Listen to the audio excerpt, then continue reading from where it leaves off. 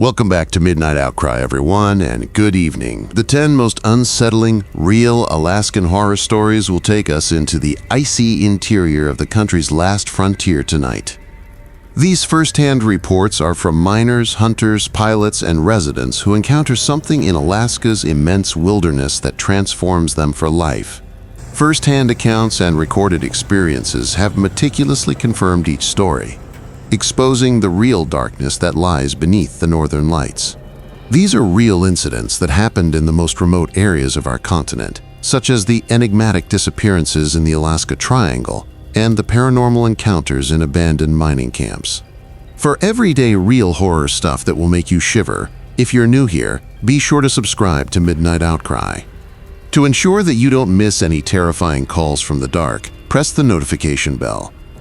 Let's now venture into the harsh Alaskan wilderness, where civilization vanishes and nightmares come true. When my brother Jake and I reserved our stay at Wilderness Haven Lodge on the Tanana River, it was meant to be the fishing vacation of a lifetime. World-class salmon fishing, cozy lodging, and the kind of unspoiled Alaskan wilderness experience that attracts tourists from all over the world were all promised in the brochure. Being a part of a mystery that has plagued me for the past 3 years was something we did not anticipate. Located on the river's banks around 60 miles southeast of Fairbanks, the lodge was only reachable by boat or bush aircraft in the summer. I recall thinking how lonely and serene it appeared as our pilot circled overhead before touching down on the tiny aviation runway. A number of smaller cottages were scattered across the property along the riverbed, and the main building was a rustic log construction with a wraparound porch. The entire site resembled something from a vacation brochure, with smoke drifting languidly from the chimney. As we unloaded our equipment, our pilot, Frank, a seasoned veteran who had flown in Alaska for 30 years, appeared abnormally silent. He simply shrugged and said we would have to ask the lodge owner about the best places to fish. Frank turned to us, his worn face wearing an odd expression as he readied himself to take off. He warned us to exercise caution because certain Alaskan locations had a rich history. I believed him to be exaggerating at the time, but those words would reverberate in my head during the frightful evenings that followed. Carl Morrison, the proprietor of the lodge, greeted us with a false excitement. He had thinning gray hair, was in his 50s, and had a tense energy that immediately unnerved me. Carl led us to our cabin, a comfortable 2-bedroom house with a stone fireplace and a tiny kitchen. Although I saw that the windows had hefty wooden shutters that could be bolted from the inside, the interior was well furnished. Carl said me they were for bear protection when I questioned him about them, but there seemed to be more to his tone than that. We ate dinner at the main lodge with the other visitors that first evening. In all, there were 6 of us, including a father and son from Michigan, an older couple from Oregon, and a lone traveler named David, who identified himself as a wildlife photographer. There should have been a laid-back and welcoming vibe, but I couldn't quite place the tension beneath the surface. As darkness descended, individuals continued to look anxiously at the windows and had awkward conversations. Carl told us stories about the lodge's past and gave us wonderful salmon, but it looked like he was editing his stories to omit some crucial information. Our second night was when the trouble began. After a full day of fishing downstream from the resort, Jake and I came back fatigued but happy with our catch. We went to our cabin early after dinner, with the intention of waking up before the sun came up so we could spend another day on the water. I heard what sounded like someone wandering on the porch outside our cottage while I was falling asleep. The slow, methodical walks circled the edifice in a way that was incomprehensible to an uninformed observer. Jake and I lay there listening to the sounds outside after I pushed him awake. As if someone were standing there debating whether to knock, the footsteps halted right in front of our door, and we heard what could only be described as labored breathing. Something about the situation felt off, but Jake murmured that it might be Carl checking on the cabins. It was probably only a few minutes, but the breathing went on for what seemed like hours. Then, abruptly, we heard the clear sound of someone attempting to operate the door handle. Whoever was outside rattled the hefty wooden door, which was locked, harder and harder. As Jake retrieved his hunting knife from his kit bag, I reached for the baseball bat I had brought, my heart racing. Just as abruptly as it had started, the rattling stopped, and we heard the same steady footsteps heading toward the river from our cabin. We took turns keeping watch for the remainder of the night, but nothing else occurred. When I looked around our cabin in the morning, I noticed odd prints on the soft ground next to our door. Although they appeared to be footprints, they were much bigger than a human foot should be. The shape was strangely elongated, almost like someone stepping on the balls of their feet, and the impressions were deep, indicating that whatever made them was very hefty. Jake and I both agreed that they were unlike anything we had ever seen when I showed them to him. Carl appeared restless and preoccupied throughout breakfast. His face turned pale when I brought up the nighttime noise, and he abruptly shifted the topic. The other visitors exchanged thoughtful glances, and I understood that we weren't the only ones who had encountered something out of the ordinary. After breakfast, I was softly approached by an older woman from Oregon who cautioned us to exercise caution. She informed me that over their 5 years of visiting the lodge, an odd incident had occurred on each occasion. Footsteps around their cabins were reported by guests. Things shifting when no one was looking, and a pervasive feeling of being watched from above. As Jake slept in our cabin that afternoon, I made the decision to take a closer look around the property. I found the remains of an older building, largely destroyed by fire, behind the main lodge. The damage appeared rather recent, and the twisted metal and burnt logs indicated a large fire. I discovered pieces of old photos and what looked to be pages from a guest registration from several decades ago as I combed through the trash. Although I could hardly make out the names and dates, I could see that the lodge had been run by a different owner for a long time. Carl suddenly materialized behind me, and his amiable manner had entirely disappeared. He argued that the burning structure was unsafe, and that no one should guess what I was doing.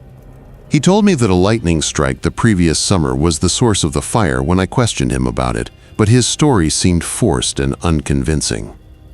While shouting about insurance liabilities and visitor safety, he almost dragged me away from the ruins. I started to believe he was concealing something important about the lodge's past because of his peculiar behavior. The photographer David came up to Jake and me that night with a startling surprise. He acknowledged that the family of a man who had vanished from the lodge 2 years prior had recruited him as a private investigator rather than a wildlife photographer. Robert Chen was the missing man who disappeared without a trace while staying at the lodge by himself. Carl had maintained that Chen had just left early without paying his payment, despite the fact that the local authorities had done a quick search. After months of investigation, David had learned that Chen was not the only visitor to vanish from Wilderness Haven Lodge. David's investigation revealed that during the previous 10 years, at least 4 persons had disappeared from the property. Local law enforcement had rejected each case, citing either unintentional drownings or those who had just abruptly fled. But there was evidence David had found that the lodge was the scene of something darker. He presented us with images and records that depicted a troubling history of mysterious disappearances, odd mishaps, and years-old cover-ups. David's finding of a number of old newspaper articles in the Fairbanks Library archives was the most unsettling. In addition to describing a terrible event from the early 1960s in which a family of 5 was discovered dead in their isolated cabin during the spring thaw, they also provided a history of the area on which the lodge presently stood. Although carbon monoxide poisoning from a malfunctioning heating system was stated as the official cause of death, there were unsettling elements that raised the possibility of a more violent incident. For weeks before the victims were found, neighbors reported hearing cries coming from the direction of the property and seeing unusual lights, and the family's belongings had been strewn all around the cabin. We were aware that our predicament was much more hazardous than we had initially thought when David gave us this information. The lodge wasn't merely secluded and far away. It was constructed on property that has a violent and fatal past. The eerie events we had witnessed and Carl's anxious demeanor immediately took on a far worse significance. We made the decision to leave as soon as possible, but there was no way to get in touch with Frank or set up an earlier departure, and our scheduled pickup was not until the next evening. The longest and scariest night of my life was the last one at Wilderness Haven Lodge. Jake and I pushed furniture up against the windows and door to block access to our cabin. We alternated between being awake and listening for any indication of the presence that had before visited us. We heard footfall once more around midnight, but this time they were joined by other sounds that chilled us to the bone. Something with claws seemed to be testing the strength of the wood by scraping against the walls of our cabin. In a language we could not understand, we heard what sounded like hushed discussions. At one point, a heavy object was pulled across our roof. The most horrifying part was when we heard someone scratching at our door and then calling our names in a voice that sounded nearly begging.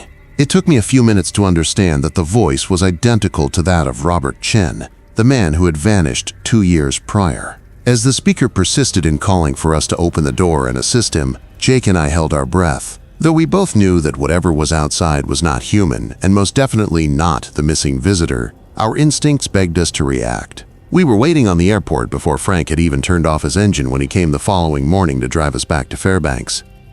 We went without saying goodbye to anyone, and Carl was nowhere to be seen. Frank eventually talked about the lodge and its standing with local pilots throughout the journey back to civilization. He said that he needed the money but had been hesitant to accompany us there. Frank claims that too many guests had not returned on their planned departures. Therefore, the majority of bush pilots declined to fly to Wilderness Haven Lodge. Frank also offered his personal hypothesis regarding the events at the lodge. He thought Carl Morrison had some sort of connection to the disappearances in addition to being the owner. The land itself appeared to be cursed, and Frank had a suspicion that Morrison had struck a deal with whatever malevolent force was present. Frank was unable to determine whether the presence was supernatural or just human monsters, but he cautioned us against ever going back to that area of Alaska. I'm still having nightmares about our stay at Wilderness Haven Lodge 3 years later. When Jake and I told the Alaska State Troopers about our incident, they were skeptical and uninterested in the matter. Shortly after our return to Fairbanks, David, the private investigator, vanished, and his rental car was discovered abandoned close to the chain of river. Carl Morrison still welcomes gullible visitors to his isolated Tanana River property, and the lodge is still open. Through social media posts and internet reviews, I have attempted to alert people, but my tales are written off as complex hoaxes or exaggerations. In actuality, there are secrets in some parts of Alaska that are too sinister for the majority of people to believe. One of those locations where the remoteness and forest splendor hide something ancient and evil is Forest Haven Lodge. I hope I never have to find out what happened to Robert Chen and the other visitors that went missing. However, I still occasionally hear that voice calling my name in the stillness before dawn, and I question whether we actually made it out of that damned place or whether anything followed us home. When I accepted the assignment in March of 2019, the charter trip from Anchorage to Barrow was expected to be standard. I had flown across Alaska dozens of times as a bush pilot with 15 years of expertise, transporting mail, passengers, and various supplies to isolated villages above the Arctic Circle. My understanding of the sky over Alaska was completely altered by what transpired during that flight, and I began to wonder if certain mysteries are better left unanswered. There were just 2 names listed in the passenger manifest that day. James Reeves is a documentary filmmaker working on a project about climate change in the Arctic, and Dr. Sarah Mitchell is a climatologist from the University of Alaska. Both appear to be ordinary consumers, well-educated professionals, in need of dependable transportation to carry out their studies in one of the world's most remote areas. For the 4-hour journey north, the weather forecast predicted bright sky and mild winds. I had owned and cared for my twin-engine Cessna 402 for 8 years, so I had great faith in it. During my pre-flight inspection, I double-checked every system and brought emergency supplies that would help us survive in the Arctic in case we had to make an unforeseen landing. Carrying the bulky parkas and specialized equipment that demonstrated their commitment to their profession in the severe northern climate, Dr. Mitchell and Reeves reached the little aviation terminal at Merrill Field just on time. With the kind of focused attention that comes from years of academic research, Dr. Mitchell was in her early 40s. She clarified that she had to get to a research station close to Prudhoe Bay, in order to investigate ice core samples from the North Slope. Reeves was younger, perhaps in his 30s, and exuded the zeal of someone who loved what he did. He informed me that he had meetings with a number of village leaders and was recording how traditional inup hunting methods were being impacted by increasing temperatures. Both travelers appeared to be familiar with the circumstances in the Arctic and the difficulties of operating in such far-flung places. At 10:30 a.m., we set sail from Anchorage under azure skies.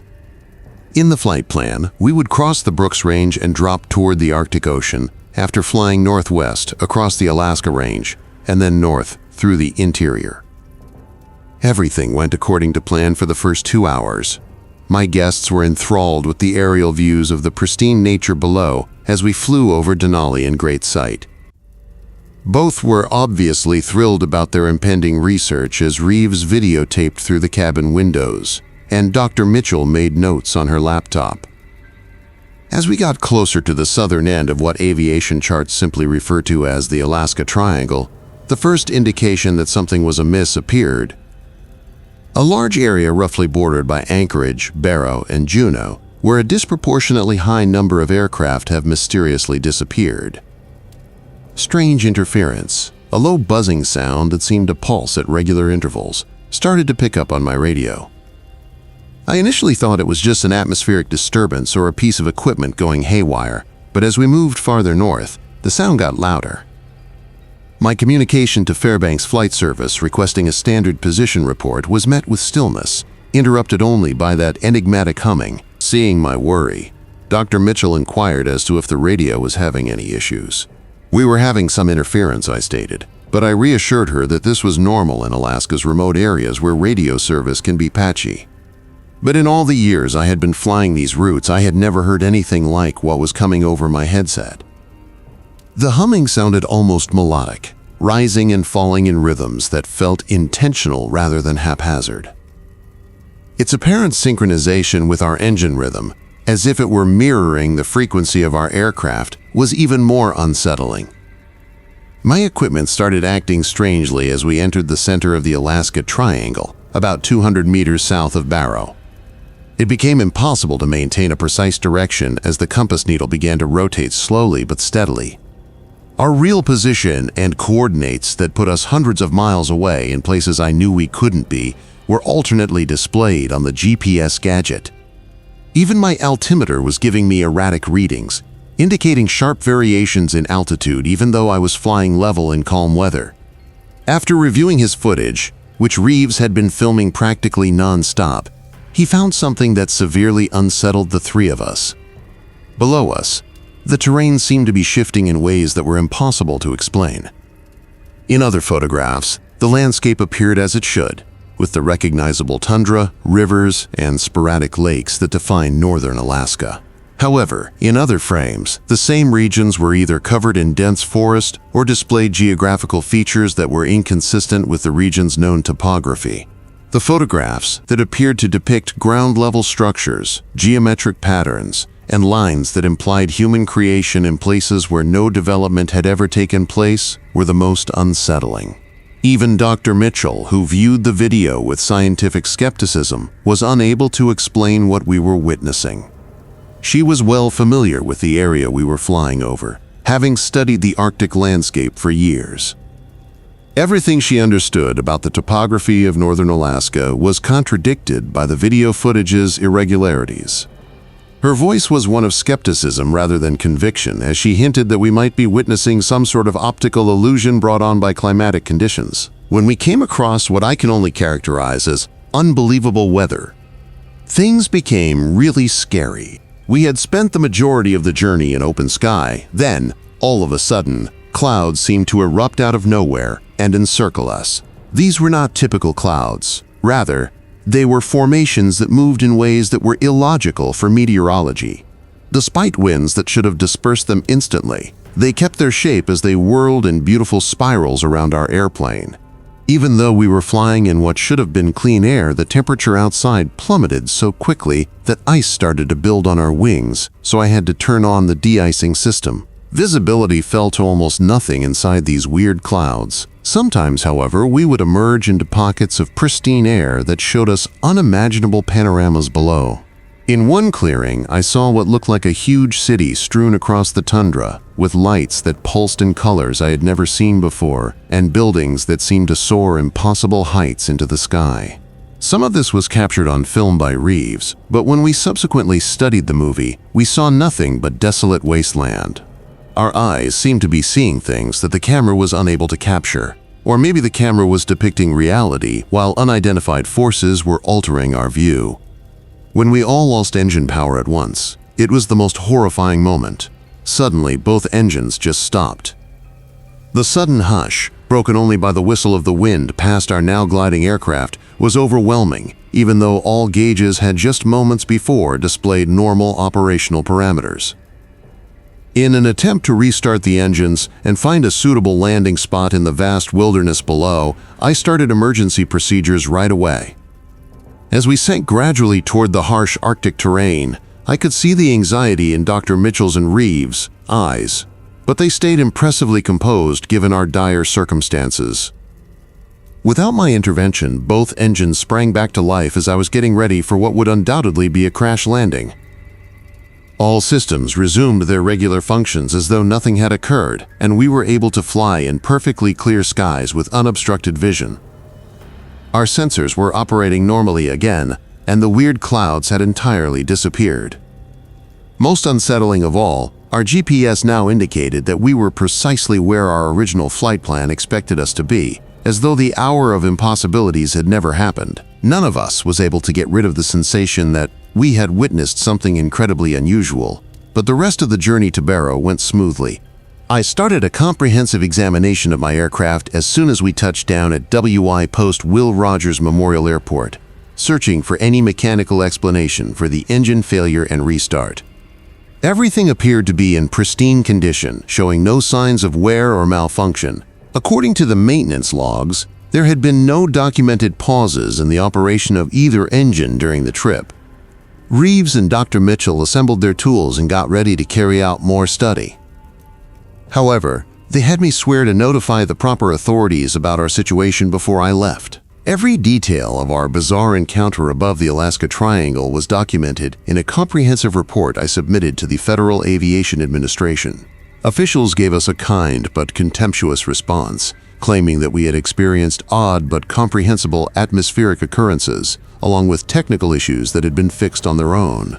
I made an effort to look for comparable instances in the Alaska Triangle during the ensuing weeks, and I found something really unsettling. Over the previous century, hundreds of aircraft have disappeared from that area, with disappearance rates much greater than those that may be attributed to mechanical failure or bad weather. Despite intensive search efforts, the majority of the missing planes have never been located, even though many were flown by skilled pilots in favorable weather. Reports of impossible weather, equipment malfunctions, and sights of unreal landscapes from pilots who had survived comparable situations were even more disturbing. A few weeks later, Dr. Mitchell got in touch with me to share the findings of her examination of the video that Reeves had taken during our flight. She had been able to stabilize and improve the photos with the use of sophisticated computer software, bringing out subtleties that we had missed in our first review. The improved video revealed what seemed to be artificially created buildings and patterns, indicating the existence of some sort of intelligence or technology in the far-flung Arctic wilderness. She attempted to compare these results with satellite images of the same regions, but she was unable to see any indication of the unusual features we had captured. Reeves' documentary project was finished. However, he found that a large portion of the footage had either vanished from his storage devices or had been corrupted when he attempted to include it from our flight. The few remaining clips revealed nothing of the unbelievable sights we had all seen on the tour, just typical Arctic countryside. He had to drop that part of his project, but he said in private that the experience had convinced him that forces were at work in Alaska that science was not yet able to explain. After our incident, I continued to fly charter flights around Alaska for another year, but I never again took on assignments that required me to fly through the Alaska Triangle.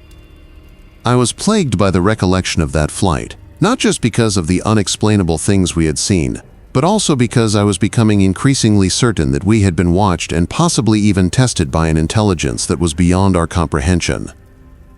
Whenever I flew above isolated wilderness regions, I couldn't help but look down at the scenery, wondering what else might be concealed in Alaska's vast and harsh environment.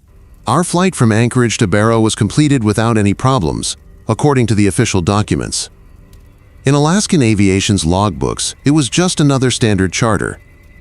However, the truth is known to the three of us who experienced that the usual laws of reality do not apply in some areas of Alaska, where passengers and planes can experience things that contradict our understanding of the physical universe. The Alaska Triangle is still one of the world's most enigmatic areas, and I really believe that certain mysteries are considerably more harmful than we dare to think after my experience there. Deep below in an abandoned copper mine was the last place I anticipated to experience the paranormal. But that was before I joined the Geological Survey team in the winter of 2020 to investigate Frozen Creek Mine. Our task appeared to be rather simple: examine the ancient mining tunnels, structural soundness, and decide whether any copper reserves left might support resuming the business. No geological survey could ever have prepared us for what we saw in those shadowy corridors beneath the Alaskan wilderness, and it completely altered my preconceived notions about what is hidden beneath the state's frozen land. Since 1987, when declining copper prices rendered the operation unprofitable, the Frozen Stream mine has been closed. At its height in the 1960s, the mine, which is located roughly 40 miles northeast of Fairbanks, employed close to 200 people and produced thousands of tons of copper ore, which contributed to the post-war industrial boom in America. Due to the miners and their families' isolated location, a modest company town with lodging, a cafeteria, and recreational amenities had to be built. A ghost town that few people ever visited was created when the mine closed, and the structures were abandoned to deteriorate in the frigid Arctic climate. We had 5 experts on our team. As the main geologist, I was accompanied by Dr. Amanda Torres from the Mining Engineering Department at the University of Alaska, Kevin Walsh, a structural engineer, Lisa Chang, an environmental scientist, and Marcus Johnson, a local who had worked at the mine in its last years. Marcus was crucial for negotiating the network of passageways that stretched far into the permafrost, since he was the person who knew the tunnel system the best. He was invaluable because of his understanding of the layout and history of the mine, but his unwillingness to talk about some aspects of the operation should have been our first clue that something wasn't right. On a Tuesday morning in late February, when the temperature was consistently minus 30 degrees Fahrenheit, we arrived at the abandoned mining camp. The majority of the buildings showed significant damage from decades of freeze-thaw cycles and the weight of accumulated snow, making them in worse shape than our first reports had shown. We set up our base of operations in the main office building, which was still partially intact, and went over the original engineering reports and mine drawings while setting up our equipment. As we got ready to enter the tunnels, Marcus became more and more uneasy. In addition, he stated that the deepest parts of the mine had been closed because of structural instability when Dr. Torres questioned him about them. The plans, however, made it abundantly evident that the deepest tunnels had been among the most productive in terms of mineral extraction, and the engineering reports we had examined made no mention of any such issues. Marcus became evasive when asked for more information, suggesting that we concentrate our survey on the top levels, which he said would give us all the information we required. As we inspected and recorded the state of the main tunnels, our first day underground went smoothly. Horizontal passages that branched off from the main shaft at regular intervals were part of the mine's classic room and pillar layout. Despite the permafrost conditions above, the majority of the tunnels were in surprisingly good shape, with strong rock walls and no water intrusion. In multiple places, we discovered evidence of high-quality copper ore, indicating that the mine may be worthwhile to reopen if market conditions improved. But as we dug further into the system, we found irregularities that didn't match the official documents. The drawings showed some sections that had been purposefully obstructed with concrete barriers that appeared to be considerably more recent than the mine's closing date. According to Kevin's analysis of the concrete, It had been poured in the previous 5 to 10 years, indicating that parts of the mine had been actively sealed off long after it had been officially abandoned. The fact that these barriers were built from the inside, indicating that someone had sealed himself into the obstructed areas, was the most unsettling aspect. As we got closer to the obstructed sections, Lisa's environmental readings started to provide odd findings. Temperature fluctuations and high levels of electromagnetic activity were discovered by her instruments, which were not consistent with typical geological processes. Traces of gases that shouldn't have existed in a copper mine, such as those that normally come from organic decomposition, were found in the air samples she took. Marcus said that the results were likely the result of chemical leftovers from the extraction process or outdated mining equipment when she questioned him about these findings. Kevin's discovery on the third day that one of the concrete walls had a little opening close to the ceiling where the seal had broken because of ground settlement was the turning point. Access to the blocked portion of the mine was possible through the opening, which was just big enough for a human to fit through. We made the decision to look into what was behind the barrier in spite of Marcus' adamant objections. Dr. Torres advised him to wait at the surface while the rest of us investigated the sealed area because of how strongly he reacted. What we discovered beyond that barrier went against every geological and mining engineering principle. After about 50 yards, the tunnel opened onto a naturally occurring cavern that was not shown in any of the mine's surveys or drawings. The cavern was huge, with a roof that vanished into the darkness above us and a length well beyond our lights. The evidence of recent human activity was the most startling. Personal possessions, food supplies, and camping gear were strewn all over the place, as though someone had lived there for a long time. The cavern's walls were covered in marks that appeared to be a mix of rough sketches and written language. It looked to be written in several languages, including Russian, English, and what Lisa recognized as symbols from different local Alaskan dialects. The pictures featured recurrent imagery of people that seemed to be neither quite human nor entirely animal, together with unsettling scenes of violence and ceremonial activity.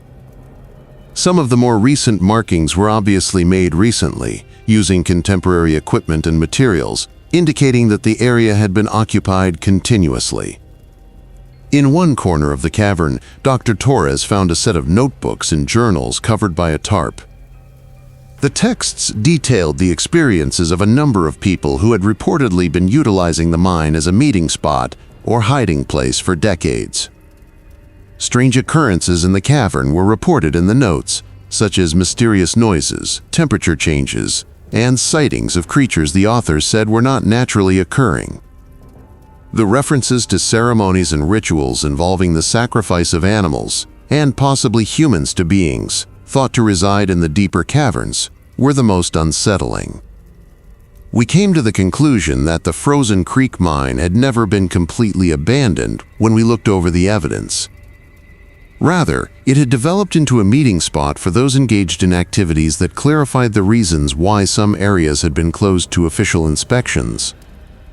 The purpose of the concrete barriers was to conceal evidence of continuous criminal activity that had been occurring in the lowest sections of the mine, not to stop structural collapse. Lisa's strange gases and electromagnetic readings were probably the consequence of organic items decomposing, which we didn't want to get too close to identifying. Kevin's discovery of a passageway that led even further into the underground labyrinth was the most horrifying. With the aid of his flashlight, he discovered a little tunnel with walls that were obviously the result of recent construction that plunged into total darkness at a sharp angle. There was an overpowering stench coming from that passage, a mix of rotting and something else that none of us could place but which caused an innate disgust. Whoever was behind the unsettling evidence we had discovered might still be in the mine, because new footprints in the soft dirt indicated that someone had used the route in the last few days. We decided to call law enforcement and promptly withdraw, but just as we were about to exit the cavern, Kevin found a deep passageway, and we heard noises emanating from it. I had never heard anything like such sounds before, a mix of breathing, scraping, and what seemed like people whispering in languages I didn't understand. As we grabbed our gear, the noises became more intense and we noticed lights moving in the tunnel's depths. indicating that several people were getting close to where we were. It was a terrifying and panicky nightmare for us to flee the mine. The noises of pursuit reverberated through the subterranean rooms as we sped down the tunnels, being followed by strangers who appeared to know the pathways far better than we did. We also noticed lights behind us on multiple occasions, which meant that our pursuers were getting closer. With the cars running, Marcus was waiting for us at the surface, and it was clear from his expression that he had been anticipating difficulty. He eventually acknowledged, as we were leaving the mining site, that he had been aware of the illicit activity occurring in the closed areas but had been too scared to inform the authorities. Based on our findings, the Alaska State Troopers thoroughly investigated Frozen Creek Mine. However, the evidence we had documented had been destroyed or deleted by the time they came with a full tactical squad. There was no indication that the cavern beyond had been occupied recently, and the concrete barricades had been strengthened. Even the odd electromagnetic readings Lisa had taken were no longer discernible, as were the diaries and marks we had taken pictures of. According to the official investigation, humans most likely misunderstood animal activity and natural cave formations. The nightmares that followed our mine escape, however, painted a different picture. All of our team members had lucid dreams about the animals and ceremonies shown in the cavern drawings. After finishing our investigation, Dr. Torres said she no longer felt comfortable in isolated parts of Alaska and left the state permanently. Similar anomalies were found at other abandoned mining sites by Lisa's following environmental investigations, indicating that Frozen Creek was not an isolated incident. Kevin changed occupations to concentrate solely on surface construction projects after developing a terrible phobia of underground locations. Underneath layers of bureaucratic skepticism and the unwillingness of authorities to look into accusations that contradict accepted wisdom, the truth about what we found in that abandoned mine is still officially unreported. However, those of us who ventured into that gloomy tunnel are aware that human activity has roused things in Alaska that ought to have remained unaltered. In the wilderness, the Frozen Creek Mine remains deserted. Concrete walls and the silence of those who truly understand what lurks under Alaska's cold ground guard its secrets. Months later, I found out that similar findings, always involving blocked passages and evidence of actions that defy logical explanation, had been made at mining sites across Alaska. The pattern points to a network of people who do more than just commit crimes when they access abandoned industrial sites. I'm not sure if they have anything to do with the paranormal activity we saw, or if they are just exploiting areas where it happens naturally. I do know, however, that there are parts of Alaska's mining history that will never be documented in any official document. On top of that, some geological surveys uncover facts considerably more horrifying than any mineral deposit. Located 160 miles north of Fairbanks in the middle of the Brooks Range, the isolated settlement of Anakuok Pass is home to the Inupiat people, who have endured for many centuries in the hostile Arctic environment. There, during the winter of 2018, I had an encounter with a monster known to the elders as the Kut that permanently altered my perception of the line separating the natural and supernatural realms. As a cultural anthropologist, it was my responsibility to record oral memories and traditional hunting methods before the elder generation passed them away. However, I found a living tale in that remote community that contradicted all of my preconceived notions about the sensible world. Early in November, as the permanent winter darkness was beginning to descend on the Arctic landscape, I had reached Anakuok Pass. At a height of more than 2,000 feet, the community was home to fewer than 400 people who lived in a patchwork of modest homes and prefabricated structures strewn around the tundra. Caribou hunting was the main source of livelihood for the villages, and many families continued to migrate according to the customs their ancestors had followed for thousands of years. The closest road system was hundreds of miles away, and the weather often kept planes from getting to the community for weeks at a time, adding to the isolation. Samuel Kunguk, a well-respected hunter and storyteller who spoke fluent English, despite being born into a society where traditional Ainu culture still ruled daily life, was the village elder who had consented to share his expertise. With profoundly weathered features from decades of life in one of the world's most hostile settings, Samuel was in his 70s. He had the kind of wisdom in his eyes that comes from knowing the terrain and its hazards well. Additionally, he had the authority of someone who had experienced things that few outsiders could understand when he talked about the old ways. On our first night together, Samuel clarified that the stories he would tell were not just entertainment or mythology, but rather vital information for surviving in the Arctic.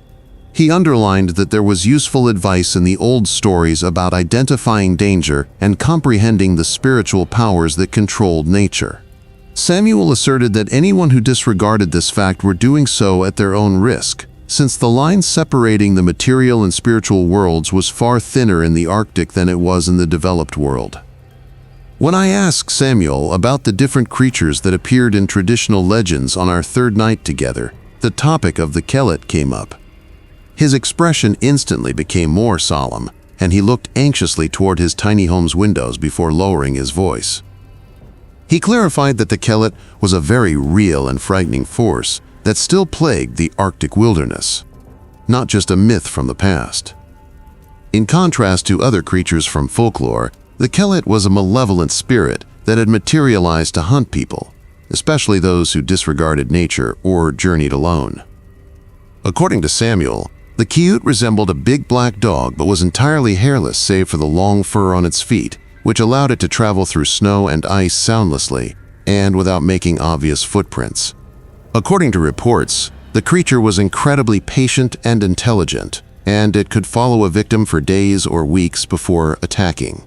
Its capacity to imitate human voices and noises was the most unsettling. It was used to divert travelers from safety or to cause confusion at critical junctures where sound judgment was the difference between life and death. The elders said that although there had been reports of Keelit encounters throughout the village's history, they had increased in frequency in the last few decades as customs were abandoned and younger people lost regard for the spiritual warnings that had been passed down through the ancestors. While examining trap lines south of the settlement the previous winter, Samuel informed me about a hunter called David Aguk who had vanished. Although search crews had located his snowmobile abandoned next to a frozen creek, they had never been able to find David himself. Around the abandoned snowmobile, the searching parties had discovered odd prints that resembled those of a huge dog but had slight variations that unnerved seasoned hunters.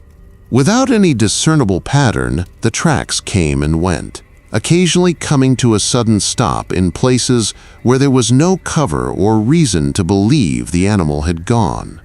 Even while the voice appeared to originate from regions that had already been carefully examined, the most disturbing claims came from multiple searchers who said they heard David crying for assistance from different directions. 30 years prior, when he was still actively hunting caribou in the isolated valleys north of the settlement, Samuel had had his own brush with the Kiut. He realized something was following him across the tundra as he was on a multi-day hunting trip by himself. He initially thought it might be another hunter or a wolf, but despite his efforts to establish touch, the presence never materialized. Samuel was having trouble sleeping because he felt like he was being watched so much, and he started to realize that his familiar landmarks seemed to be moving around, as if the scenery was attempting to trick him. The sound of Samuel's own voice calling from outside his tent woke him up on the third night of his hunting trip. Although the voice claimed to be lost and was pleading for assistance, Samuel was positive that he was by himself in his sleeping bag. The voice mimicked not only Samuel's words, but also his precise tone and body language as he listened in horror, repeating conversations he had had with family members. Samuel started to question his own sanity because the deceit was so flawless, wondering if he had been talking and sleepwalking without noticing. About 50 yards away, Samuel noticed a big black form moving in the moonlight when he had plucked up the nerve to go outside his tent. The animal seemed about the size of a small bear, but it moved with the smooth elegance of a dog, and something about its silhouette seemed off, something Samuel could not explain. The most horrifying was realizing that the voice imitating his own was actually that of the creature itself, which kept calling for assistance as it circled his campground in a rhythm that progressively approached his tent. Only by recalling the customary safeguards his grandfather had instilled in him as a child did Samuel survive that encounter. He invoked the spirits of his ancestors for protection from the evil presence that was pursuing him by starting to sing traditional songs and recite prayers in the Inupiat language. The thing made a sound that Samuel compared to the cry of a wounded animal combined with human laughing, creating an instantaneous and dramatic effect. Samuel was left alone with the noises of the Arctic night as the black figure drew back into the shadows and the imitated voice subsided. But the incident had not ended. Samuel kept having weird experiences that made him believe the Cute was still after him for the rest of his hunting expedition. Throughout the night, his equipment would be relocated, organized in configurations that appeared to be purposefully intended to frighten or confuse people. When he attempted to navigate, his compass would spin crazily, and when he came across caribou, his weapon would misfire at critical moments.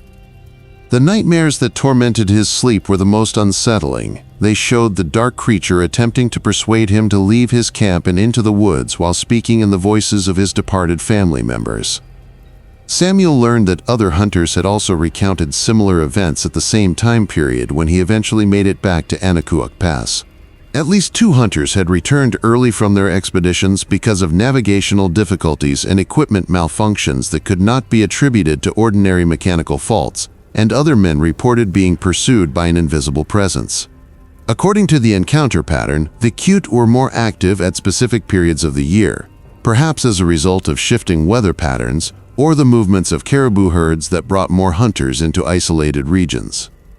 Samuel's genuineness and the meticulous consistency of his story made it difficult for me to remain academically objective as he concluded his testimony. I wanted to categorize his experience as a cultural interpretation of natural events, since I'm in anthropology, but the confidence in his voice and the specifics he shared pointed to something more nuanced. Apparently sensing my doubts, Samuel volunteered to accompany me to the site of his encounter, cautioning that it would be risky, but that it would give me a better understanding of the realities that govern Arctic life. In defiance of my better judgment, I consented to go hunting with Samuel to the region where he had first seen the Kellet 30 years prior.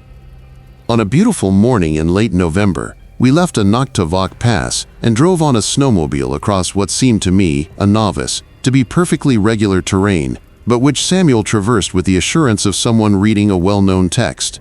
Under the pale Arctic light, the landscape extended endlessly in all directions, a study in white and gray, and the temperature was almost 40 degrees below zero. We went to a valley about 30 miles northeast of the settlement where Samuel had long gone to hunt caribou in the early winter. The majority of the day was spent traveling across the featureless tundra, stopping frequently to inspect our gear and make sure we were headed in the right direction. I realized more and more how alone we were as we ventured farther into the forest. Other than our footprints in the snow, there were no buildings, no roads, and no indications of human habitation. In the same spot where Samuel had first seen the Kellet 30 years before, we set up our camp, erecting a contemporary dome tent that appeared incredibly flimsy in comparison to the vastness of the Arctic wilderness.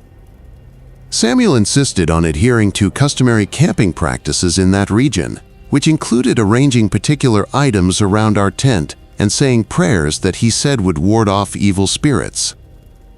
I appreciated his knowledge and experience enough to obey his directions without question, even though at the time I thought his preparations were overkill.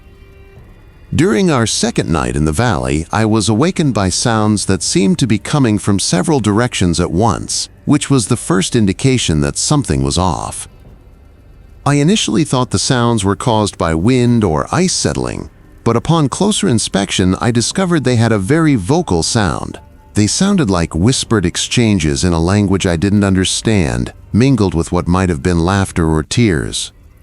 Samuel was already up and listening carefully, watching the bustle outside our tent with a worried expression on his face. Throughout the night, the murmuring noises persisted, occasionally appearing to approach our tent before fading away. There were times when I believed I could distinguish English words mingled with the alien tongue. Sentence fragments that sounded nearly familiar but never quite came together to form coherent communication. In a quiet voice, Samuel clarified that the Coot was assessing our defenses to see if we were susceptible to its influence or shielded by conventional precautions. The interaction intensified on the third night, shattering my intellectual skepticism and forcing me to face facts that my schooling had never equipped me to acknowledge. The sound of my own voice calling from outside the tent woke me up, exactly as Samuel had told me about his encounter 30 years prior. Samuel was being asked to come outdoors to assist with an unidentified issue by the voice, and I initially believed I must be sleepwalking and spoke without recognizing it because the impersonation was so flawless. However, I could hear my voice calling from outside the tent, carrying on a discussion that I was not taking part in, even though I was lying motionless in my sleeping bag. The voice talked with my precise accent and speech patterns, and it knew things about my personal life and study endeavor that no one in Anaku Pass could have known. The most horrifying part was when the voice started reciting private memories and thoughts that I had never discussed with anyone, such as early life events and concerns that I only held in my head. No matter how compelling the voice seemed or how desperately it begged for assistance, Samuel seized my arm and said that I must never answer it. He clarified that he had created a protective circle around our tent and that the Kate was attempting to entice me outside of it. He warned that anyone who fell for its tricks would be gone forever. From a different direction, we heard his grandfather's voice yelling, seemingly emphasizing his warning. Even though Samuel was aware of the deception, the psychological attack persisted for hours as the creature mimicked the voices of people from both of our lives and carried on conversations intended to evoke the strongest possible emotional response, while speaking in Nupiat and using endearments that made Samuel cry. My voice begged Samuel to come to my aid, saying that I was frozen to death just outside the tent and lost in the darkness. Before leaving for the spirit world, his grandfather's voice urged Samuel to come outside for a last talk while narrating tales from his early years. It took all of our effort to resist the temptation to react, because the manipulation was so intricate and emotionally focused. The voices eventually stopped when dawn arrived. And when we walked out of our tent, we discovered that the snow surrounding our campground was covered in tracks that were impossible to explain. In places where we had heard the voice calling, there were what appeared to be human footprints scattered among the prints, who seemed to be from a giant dog. The fact that some of the tracks ran straight to our tent before abruptly halting, as though the creature had been standing right outside our shelter while we were cowering inside, was the most unsettling finding. After breaking camp, we left that valley right away, and Samuel made it plain that we would never go back. He said on the way back to Anaku Pass that as traditional knowledge was lost and less people knew how to defend themselves against supernatural threats, encounters with the Kut were becoming more common. Samuel claimed that the creature thrived on human anxiety and perplexity, becoming more powerful with every successful trick and every individual who vanished into the Arctic wasteland. My viewpoint on the connection between indigenous wisdom and scientific understanding was altered by the encounter in that isolated valley. The psychological and spiritual truths that the Kut symbolizes are unquestionably true to the people who inhabit the Arctic wilderness, regardless of whether the Kut is a physical being. Whether by psychological preparation or supernatural intervention, Samuel's conventional safeguards had kept us alive during an encounter that could have easily resulted in our disappearance. Although I finished my research endeavor in Anaku Pass, I never fully described my experience with the Kut in my academic publications. I learned from the experience that some parts of human understanding cannot be explained by science, and that ancient cultures' wisdom frequently confronts truths that are denied by contemporary schooling. After my visit, Samuel Kunguk died 2 years later, bringing with him centuries worth of survival wisdom in a world where the natural and supernatural worlds interact in ways that science has not yet fully comprehended. Every year, disappearances in Alaska's Arctic wilderness continue to take lives, with the official explanations being exposure, equipment malfunctions, or animal attacks. However, some disappearances cannot be explained by logical reasons, as those who have experienced the deeper mysteries of that landscape and listened to the elders know. Traditional mythological creatures, such as the Kate, stand in for forces that are outside the realm of ordinary knowledge. Reminders that human understanding is limited, and that perhaps the most crucial survival skill is the ability to respect the unknown. Even veteran Katsubu inhabitants regarded the winter of 2021 as exceptionally harsh, with extended stretches during which the temperature never rose beyond -50 degrees Fahrenheit. I was assigned to the little town of Katsubu as the regional wildlife scientist for the Arctic National Wildlife Refuge in order to keep an eye on polar bear activity and caribou populations along the Chukchi Sea coast. I was left wondering whether there are certain occurrences in the extreme north that cannot be described by traditional biology or meteorology, because what I experienced during those frigid months contradicted every scientific concept I had heard about Arctic animals. About 30 miles above the Arctic Circle, Kotibu is situated on a tiny spit of land that juts out into Katsubu Sound, where the Inupi people's traditional hunting grounds meet some of the most severe weather conditions in North America. Subsistence hunting of seals, walruses, and caribou has allowed the roughly 3,000-person group to thrive for many generations. They have adjusted their customs to the harsh, seasonal variations in the Arctic. Documenting the effects of climate change on the population dynamics and migration patterns of the wildlife that serves as the basis for the local subsistence culture was my task. Thomas Kunalak, a seasoned Inupia hunter with over 40 years of experience hunting animals across the sea ice, was the first to report unusual activity.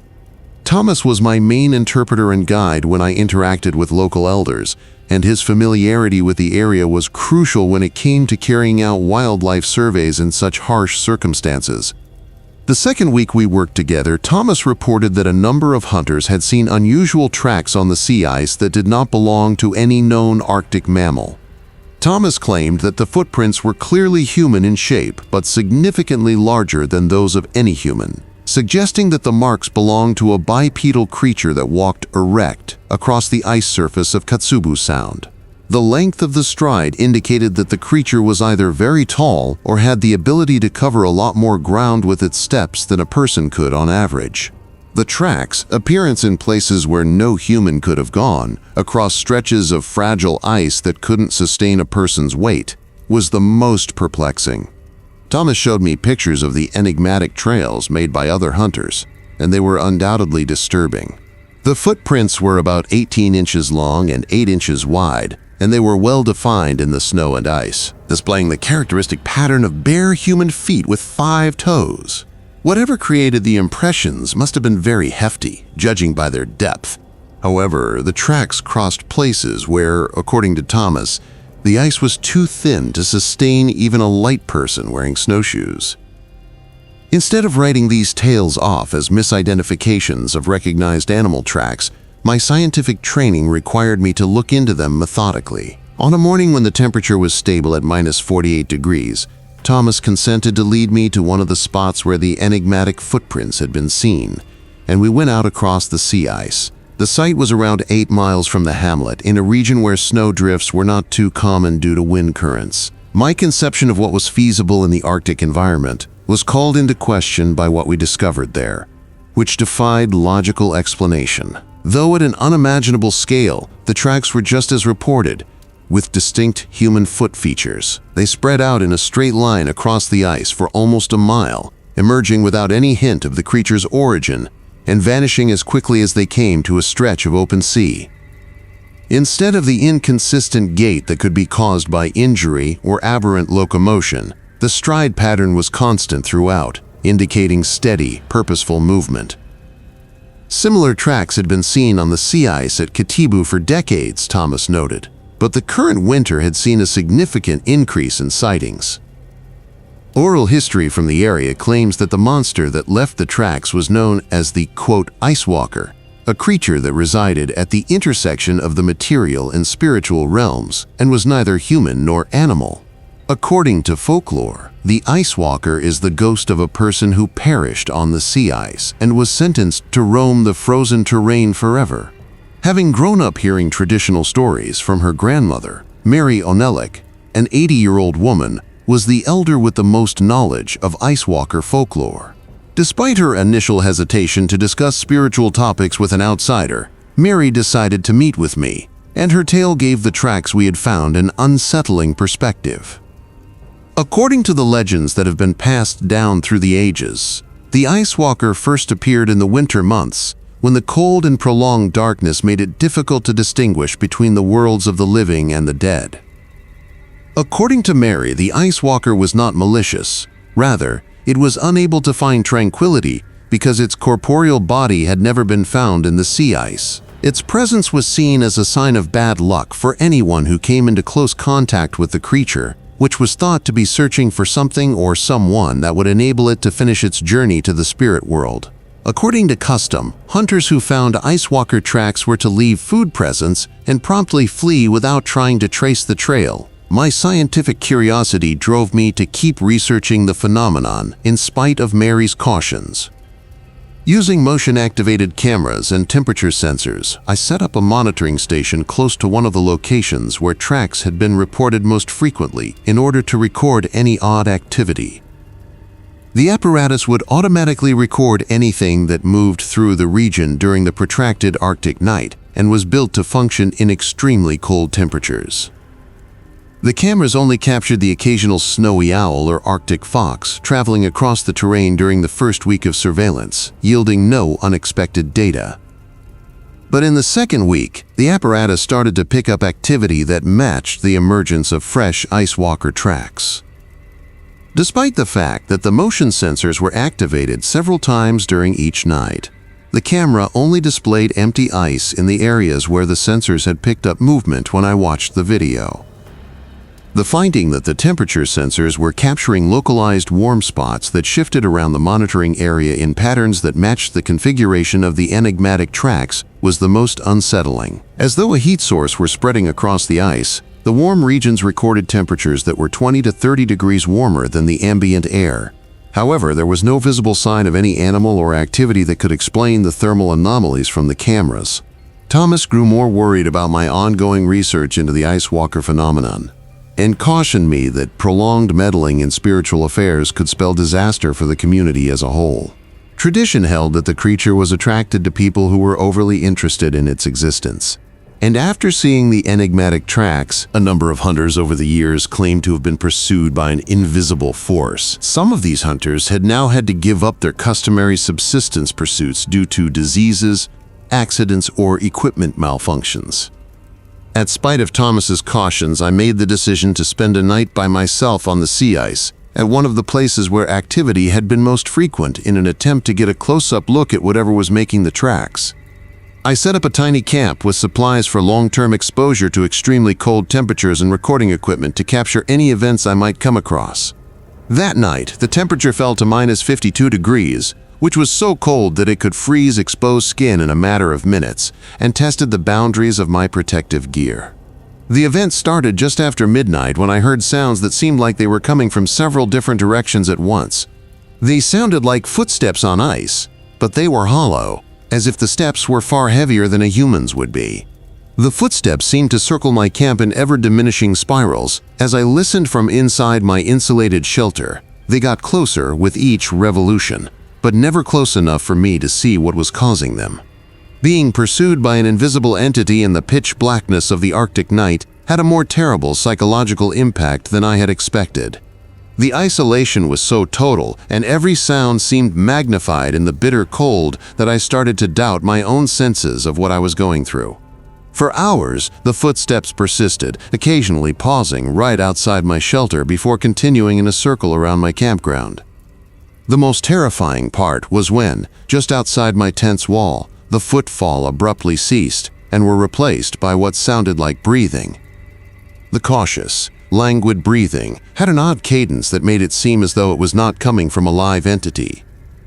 I was lying still in my sleeping bag when I sensed that there was a big object standing a few inches away from me, only the thin fabric of my shelter standing between us. Despite the unfathomable cold of the Arctic night, the feeling was so strong that I was certain I could sense body heat radiating from whatever was outside. When dawn eventually came, I climbed out of my tent to discover the same enigmatic footsteps that Thomas and the other hunters had described all over the snow around my camp.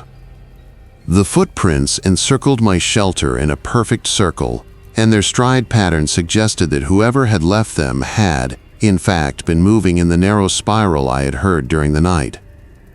The most disturbing finding was that there were no traces going away from the site where I had heard the breathing, but the tracks headed straight to my tent and stopped there. I quickly packed my gear and headed back to Kotabu. However, The encounter had a lasting impression on how I view the nexus between traditional knowledge and modern research. When I told the elders about my night on the ice, they were not shocked by what I had experienced, and some of them were worried that confronting the ice walker directly could have repercussions for the entire community. In order to purge me of any spiritual impurities I could have picked up during my encounter, Mary Anneli conducted customary rituals. I had a string of equipment malfunctions and small mishaps over the next few weeks, which seemed to confirm Thomas's and the other community members' worries. My research tools started breaking down without warning. In places where they had previously operated flawlessly, GPS units would give inaccurate readings, and even though my snowmobile had just been serviced, it kept breaking down. The fact that I appeared to be drawing the ice walker to places where it had not been previously documented was the most unsettling finding. In areas where I had surveyed, hunters started reporting fresh sightings of the enigmatic tracks, and some members of the community expressed the opinion that my research had in some way reinforced the creature's bond with the real world. The pattern implied that I had established a connection with whatever force was causing the phenomenon as a result of my experience on the sea ice, and that this connection was having unforeseen repercussions for the customary subsistence practices that served as the cornerstone of the local way of life. I finished my work in Kotibu earlier than expected, and I turned in a research report that was solely concerned with the environmental conditions and wildlife populations that had been reported. As anecdotal observations, the portion of my data pertaining to the ice walker encounters was filed apart from my official conclusions. But the experience exposed the limitations of scientific methods when faced with phenomena that exist outside of standard frames of thinking, and significantly altered my approach to conducting research in traditional societies. Local hunters have modified their customary methods to take into consideration the existence of whatever produces the tracks, which still show up on the sea ice near Kotibu during the harshest months of every winter. In order to handle ice walker encounters, the community has established procedures that combine practical safety precautions with traditional spiritual protection. Recognizing that contemporary science is unable to adequately explain some elements of Arctic life. According to my own experience, certain phenomena in Alaska appear at the nexus of cultural memory and environmental extremes, producing realities that go against our preconceived notions of what the natural world is capable of. The ice walker is still an unresolved mystery that emphasizes how difficult it is to carry out scientific inquiry in areas where established knowledge systems offer explanations for phenomena that are beyond the scope of conventional science.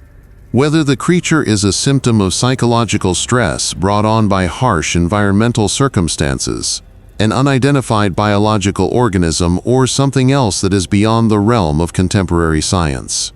Its existence is a reminder that there are still mysteries in Alaska's vast wilderness that may never be completely understood by outside observers.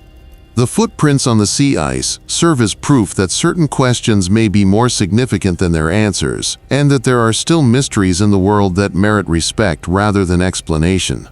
For my PhD project on Arctic marine ecosystems, the Burke Bay Marine Research Station was meant to be the ideal setting.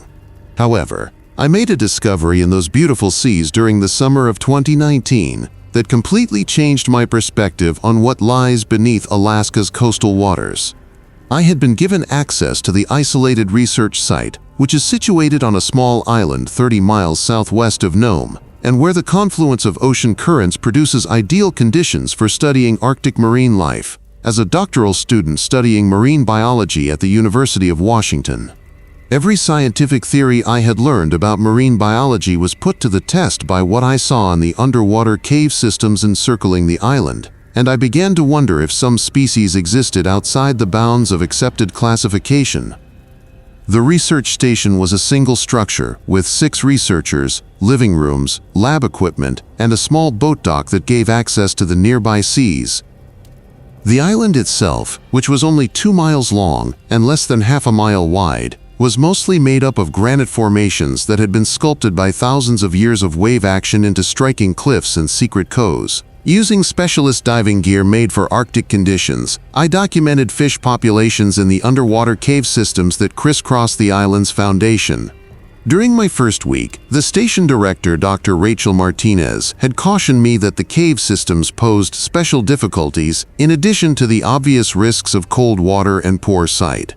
Her experience revealed that a number of earlier researchers had documented strange auditory occurrences in specific cave areas, such as noises that appeared to come from deeper passageways that were too small for humans to explore.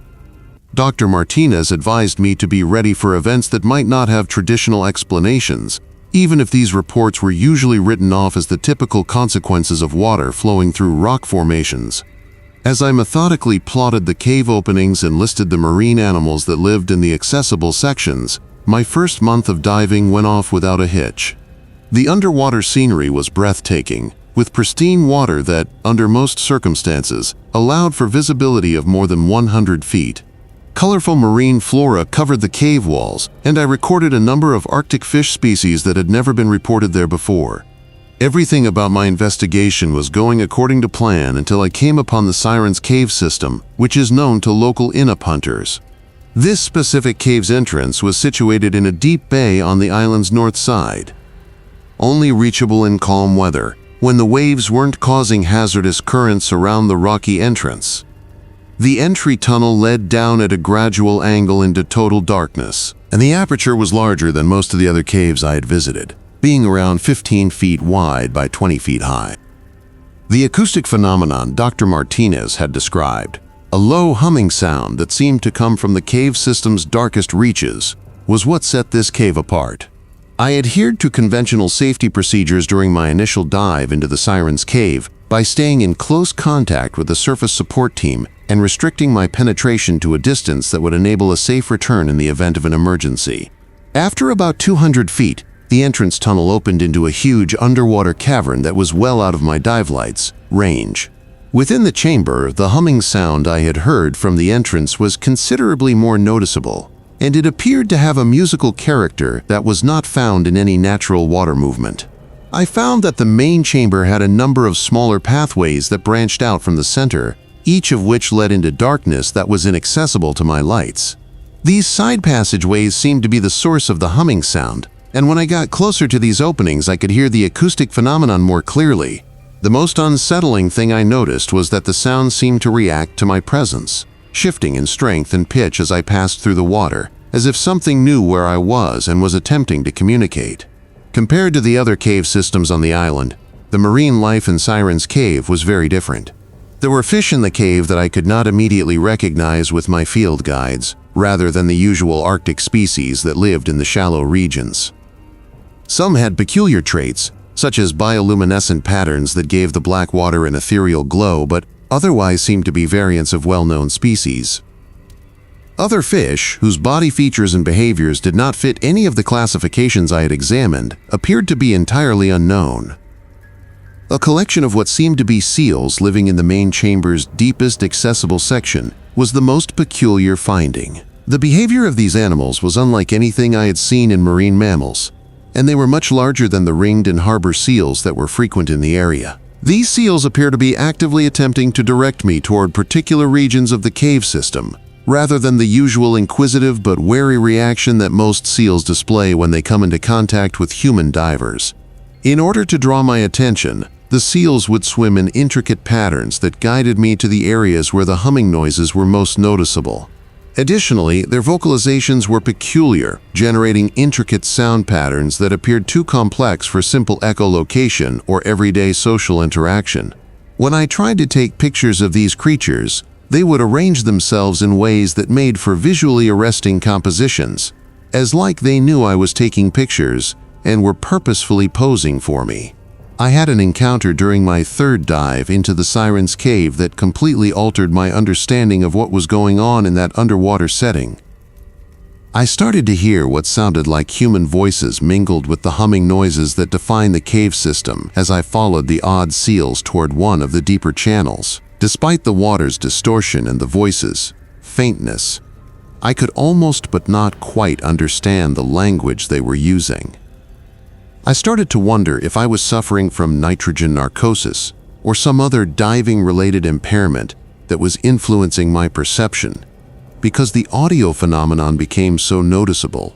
However, my other devices were operating normally, and my depth gauge indicated that I was well inside safe bounds for inhaling air. The voices used tones and inflections that were both eerily beautiful and incredibly unnerving, as if they were calling my name. The strange seals grew more and more agitated as I got closer to the source of the voices, swimming in close circles about me and making sounds that sounded almost desperate. Their actions gave the impression that they were attempting to stop me from exploring farther into the cave system, but their actions just stoked my interest in what might be out there. I made the foolish decision to explore one of the small hallways that went from the main chamber to the location of the enigmatic whispers. With walls that appeared to pulse with bioluminescent organisms that produced patterns of light unlike anything I had ever seen, the passage was only big enough for one diver. The humming noises were so loud as I proceeded down the tube farther into the cave system that I could feel tremors in the water and in my diving gear. The sounds also got more distinct, showing what sounded like a chorus of women singing in harmonies that were scary and lovely at the same time. Eventually, the tube led to a smaller room, where I discovered something that contradicted my preconceived notions about acoustic phenomena and marine biology. Clothing, jewelry, and personal belongings that did not exhibit the corrosion and deterioration that would be anticipated following prolonged exposure to seawater were among the objects that seemed to be human and were found in the chamber. The items were placed throughout the room in intentional ways, giving the impression that they were a part of a memorial or show. The finding of many diving masks and underwater gear that seemed to be significantly more recent than the other relics in the room was the most unsettling. Some of the equipment's serial numbers matched those of equipment used by earlier researchers who had spent the previous 10 years working at the marine station. This equipment had been lost due to equipment failures or diving mishaps, according to the station's records. However, discovering it placed in this underwater compartment offered a whole other reason for its presence. Even though my lights showed no other divers in the area, the singing voices grew so loud and clear as I studied the artifacts that I was certain there were other individuals in the chamber with me. The intricate and exquisite harmonies had a seductive aspect that made it hard for me to stay focused on my safety precautions. I became aware that my air supply was running dangerously low and that I was staying in the chamber far longer than I had intended. By the time I tried to exit the chamber and come back to the surface, I had lost all sense of direction and was unable to find the tunnel that had led me there.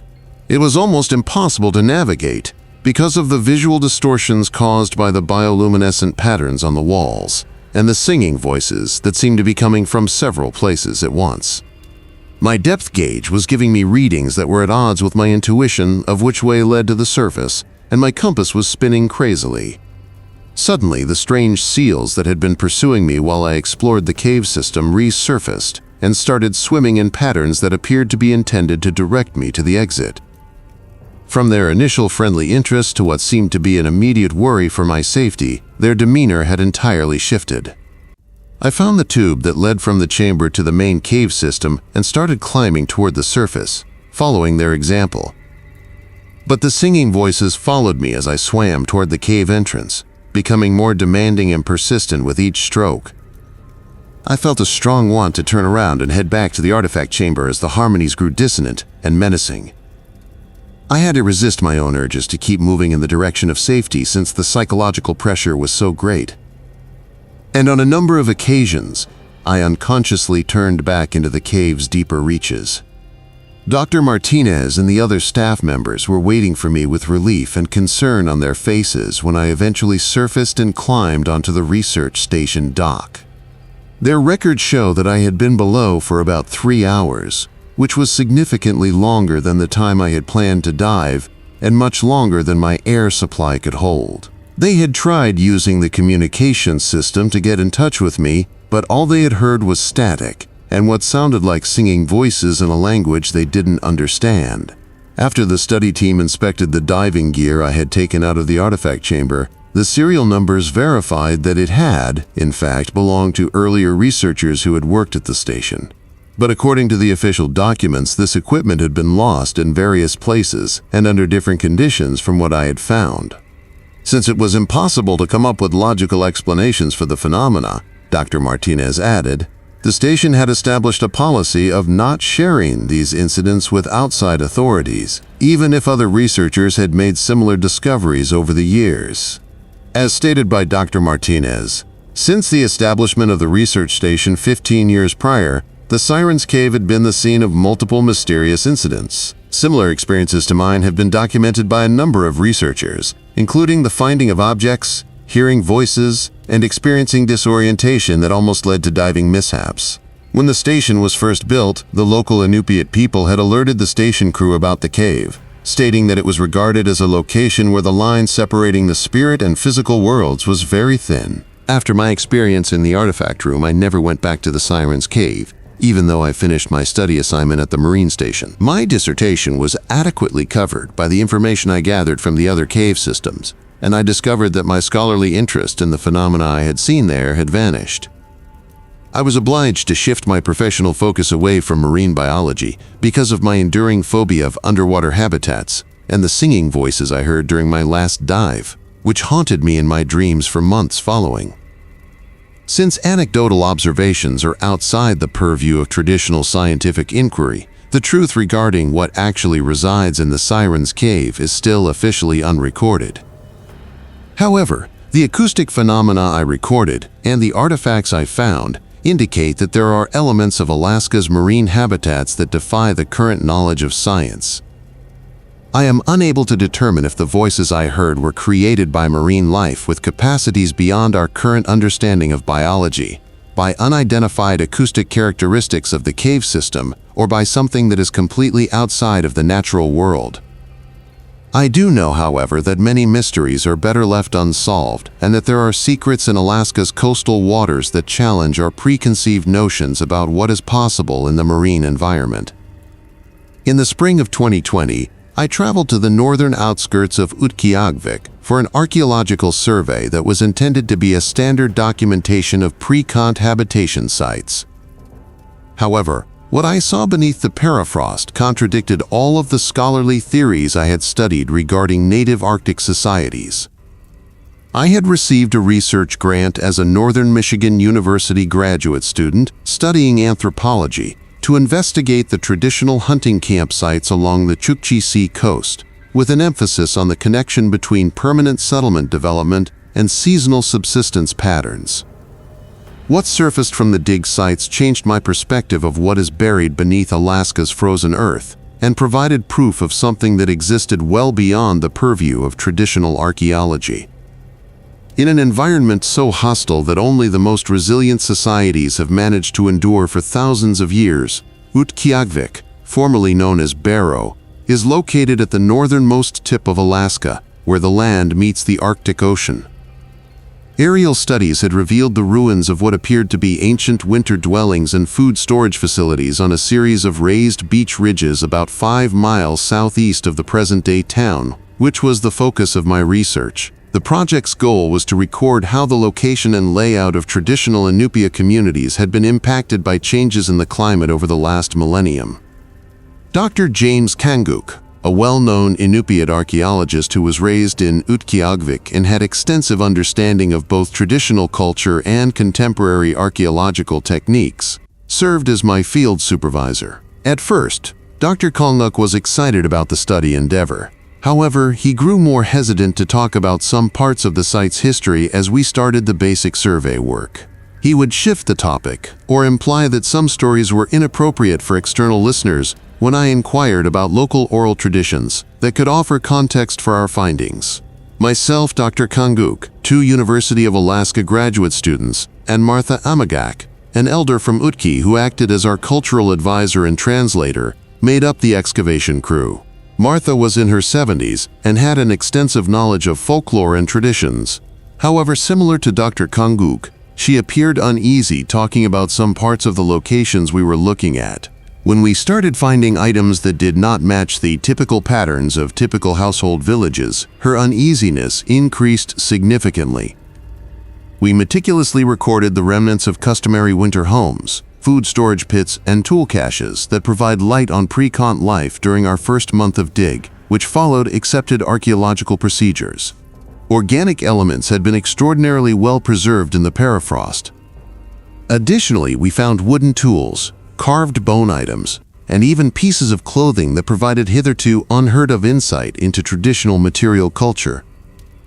As our excavation sites grew, though, we started to find features that didn't fit any recognized Arctic archaeological patterns. A number of stone structures that were buried far deeper than the other cultural relics marked the beginning of the unusual finds, indicating that they were far older than the built towns above them. Built with stones that had been carried from places many miles distant, these constructions were organized in geometric designs that were too exact to be accidental. The most perplexing finding was that the carved symbols found in these stone arrangements did not correspond to any recognized writing system or ornamental heritage from Arctic societies. Martha reacted instantly and uncomfortably to the engraved symbols. Her face went white when she saw the first stones we recovered, and she started talking quickly to Dr. Kanguk in Nupia, obviously upset by what we had discovered. According to Dr. Kanguk's translation, Martha was worried that we had tampered with something that belonged in the grave. However, both of them become evasive when I pressed for further details, suggesting that we should only dig the more recent settlement strata. Despite their reservations, I had to keep recording the odd stone formations and the artifacts that accompanied them because of my academic responsibilities. A troubling pattern started to show itself as we meticulously revealed more of the hidden characteristics. The stone arrangements surrounding what seemed like caches of human remains that had been treated unusually and had been purposefully buried. Many of the bones displayed signs of alteration that indicated they had been used for purposes other than traditional burial, and the processing of the bones did not correspond with Inupiat culture's known mortuary procedures. A collection of ceremonial items and sculpted masks that were unlike anything known from traditional Arctic civilizations was the most disturbing find. The masks were horribly warped, showing human faces with disproportionate features that appeared to be intended more for terror than awe. Instead of reflecting the revered animal imagery characteristic of Inupia art, several of the sculptures seemed to depict hybrids of human and animal forms, but the resulting combinations were strange and unsettling. When we discovered the masks, Martha became extremely upset and demanded that Dr. Kanguk conduct customary purifying rituals before we could resume our excavations. The remains of what she called Tigate, evil spirits that had possessed members of the old community and were purposefully buried to stop their influence from spreading, were disturbed by us, she added. Martha claims that the stone constructions were containment systems intended to prevent harmful spiritual forces from re-entering the world of the living, not ceremonial elements. I had studied Arctic religions academically, so I was familiar with the idea of visiting gates, but I had always thought of them as cultural metaphors for social disputes or psychological diseases rather than actual supernatural beings. But given Martha's familiarity with the particular objects we were discovering, it appeared that the traditional tales included details about real historical occurrences that had taken place at our excavation site. Although these behaviors were not documented in any known ethnographic sources, she described ceremonies and practices that matched closely with the archaeological data we were studying. Our team members started to encounter unsettling occurrences as we dug deeper into the Tunjuate burial complex, which appeared to confirm Martha's warnings concerning paranormal threats. The carved masks and ceremonies that fit the customs Martha had described but which they had never heard of were the subject of the graduate students. Horrific nightmares. The frequency of equipment malfunctions increased, with GPS systems giving false readings when we tried to map the stone buildings and cameras breaking down when we tried to take pictures of certain objects. The thing that disturbed me the most was how Dr. Kanguk's conduct changed as we worked around the tour remains more. Even when speaking Inupiat to team members who could not comprehend the language, he grew more reclusive and irritated. He occasionally exhibited aggressive and combative tendencies that were entirely out of character for him, and his personality seemed to change drastically from day to day. With evident concern, Martha noted these developments and proposed that the spiritual energies we had disturbed with our excavations were influencing Dr. Kanguk. The dilemma arose during the 6th week of excavation when Dr. Kanguk abruptly and mysteriously left our camp in the middle of the night. Although his personal items were intact and his tent was empty, we could not tell which way he had gone because there were no tracks in the snow. There was no indication of his possible destination from a check of the nearby region, and the weather that night had been far too bad for safe travel without the right gear and planning. Martha announced right away that Dr. Kanguk had been forced to return to the gravesite in order to fulfill some sort of ancient ceremony after being possessed by one of the visiting guests, whose remains we had disturbed. Before the spiritual contamination could spread to other team members, she requested that we halt our excavations right away and conduct customary rituals to purify the region. She was so sure of what had happened to Dr. Kanguk that I started to wonder whether she knew something about his absence that she was keeping from the rest of us. To find Dr. Kanguk, we set up search parties. However, no sign of him was discovered following 3 days of intense searching, which was aided by state troopers from Alaska and local volunteers. Martha and other community elders insisted that his disappearance was related to our archaeological work, despite the official investigation's conclusion that he had likely become disoriented during the night and perished of exposure somewhere on the tundra. Other locals told us of similar disappearances that had happened in the vicinity of the same site where we had been excavating over the years while we were conducting the search. These reports claim the persons who spent a lot of time near the ancient burial sites frequently had terrible dreams, changed their personalities, and occasionally vanished completely for reasons that were not consistent with regular causes. The tales pointed to a pattern of paranormal activity that had existed for many generations and was widely recognized by locals. Even though I still had a few weeks of study time left, I decided to end the excavation project when Dr. Kanguk vanished. In an effort to reinstate the spiritual safeguards that had kept the tourist gate in place for generations, Martha conducted customary rituals over the dig sites, reburying the objects we had discovered. She clarified that the conditions that allowed evil forces to affect live people were made possible by our intellectual infiltration, which had undermined the boundaries between the spirit and physical realms. The tour burial complex and the circumstances surrounding Dr. Kanguk's disappearance were not included in the final report I sent to the granting agency. Instead, it concentrated solely on the traditional archaeological finds from our dig. The peculiar objects that we had recorded were categorized as anomalous discoveries that needed more investigation before their cultural relevance could be established. I did not, however, offer any suggestions for further study at that site, and instead recommended that future archaeological endeavors concentrate on locations with less intricate spiritual connections. Despite intensive search operations that lasted intermittently during the following year, Dr. Kanguk's body was never found, even though his absence was officially reported as death by misadventure. This result did not come as a surprise to Martha and other community elders, who explained that those who were abducted by Turengate did not return to the physical world in ways that could be explained by traditional methods. Tradition said that his spirit had been taken by the evil powers we had upended, and that his body had been changed in ways that were beyond the realm of human understanding.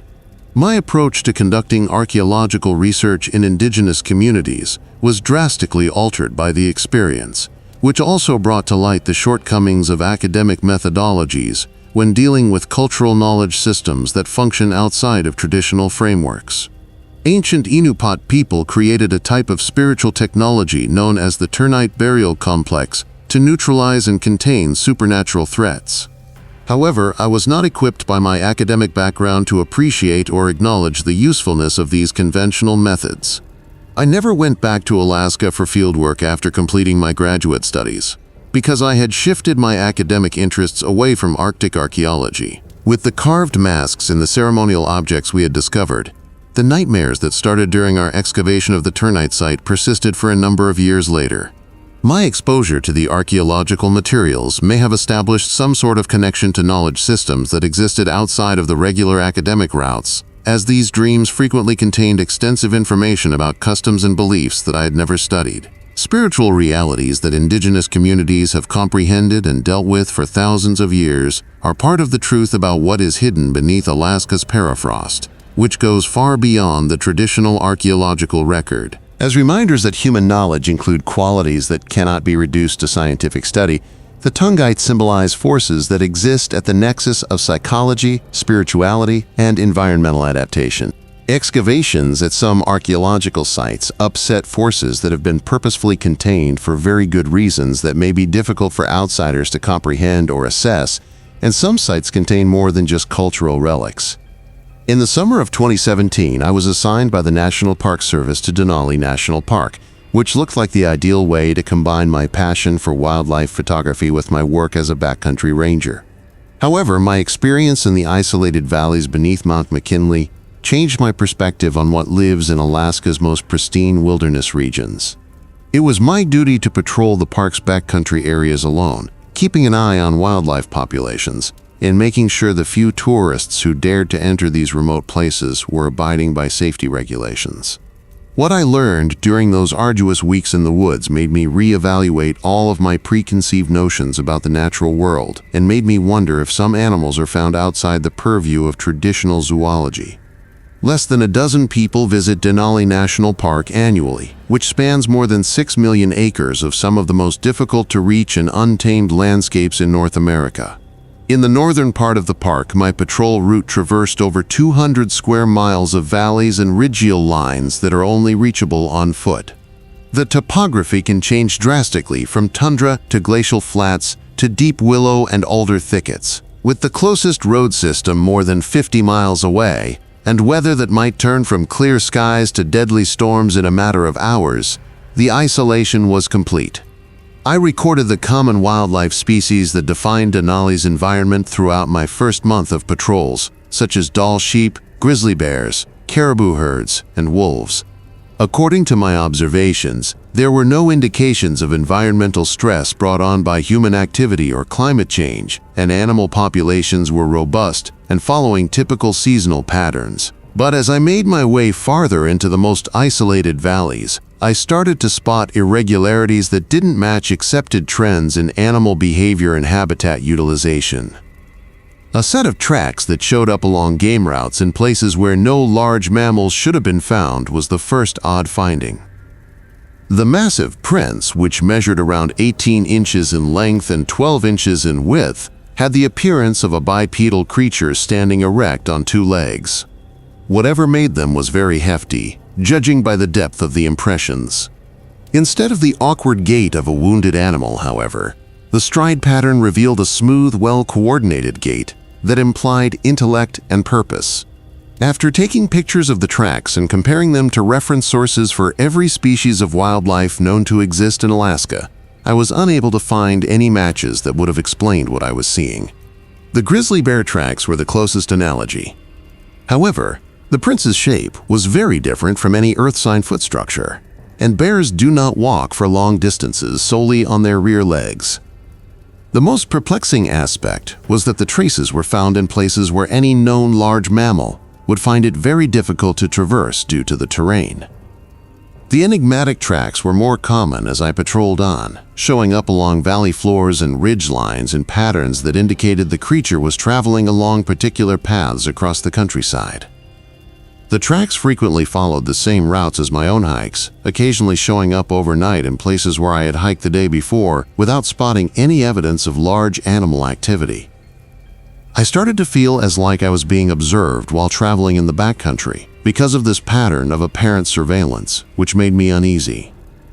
I began changing my patrol routes and camping spots to try to avoid whatever was leaving the footprints, since the psychological burden of continuous monitoring became so great. However, the enigmatic footprints persisted in showing up close to my campsites and along the paths I took for travel, regardless of how meticulously I planned my movements or how isolated the locations I chose were. Despite my attempts to stay unpredictable, the creature appeared to have an eerie ability to anticipate my moves and intercept my routes. I was crossing a high alpine pass about 40 meters from the park road during my 6th week of patrols when I got the first direct glimpse. I had paused to take pictures of some plastic sheep when I caught a glimpse of something around 300 yards away. I saw through my telephoto lens a man standing behind a group of big stones, perhaps watching me. Despite being obviously bipedal and clothed in dark hair or fur, the creature was much larger than a human and moved with an almost supernatural grace and fluidity. The creature appeared to detect my intentions when I tried to take pictures of it, moving farther into the boulder field where my camera could not get a good picture. For a few minutes, though, I was able to watch its behavior, and what I witnessed contradicted every wildlife biology principle I had studied in training. Tilting its head and moving positions to acquire better viewing angles while keeping a safe distance, the creature seemed to be examining me with the same scientific curiosity that I was directing at it. What was most unsettling was how clearly intelligent the thing was acting.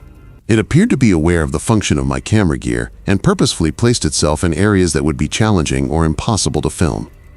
The monster always maintained eye contact, but prevented me from getting a clear record of its existence by countering my motions when I tried to gain a better perspective. After around 20 minutes of contact, the monster just disappeared into the boulder field, leaving behind nothing but my shook nerves and the realization that, in accordance with standard zoology, I had seen something that shouldn't have existed. I spent the rest of that day looking about for more signs or footprints, but I couldn't find anything that would support what I had seen. As I hiked back to base camp, I came upon new tracks on the trail that matched the enigmatic prints I had been seeing all throughout my patrol area. The footprints showed that the animal had followed me as I approached the Alpine Pass and had likely been watching me for a lot longer than I had thought. In my experience with wild animals, this monitoring pattern revealed a degree of intelligence and interest that had never been seen before. The interactions increased in frequency and directness over the next few weeks. Every now and again, I would get a glimpse of movement in my peripheral vision, always in terrain that made pursuit impossible and always at the edge of visibility. The monster remained just outside of my range so that I could get a good look, as if it understood the limitations of human mobility. But the trails it left behind revealed more and more specific details about its physical traits and routines of behavior.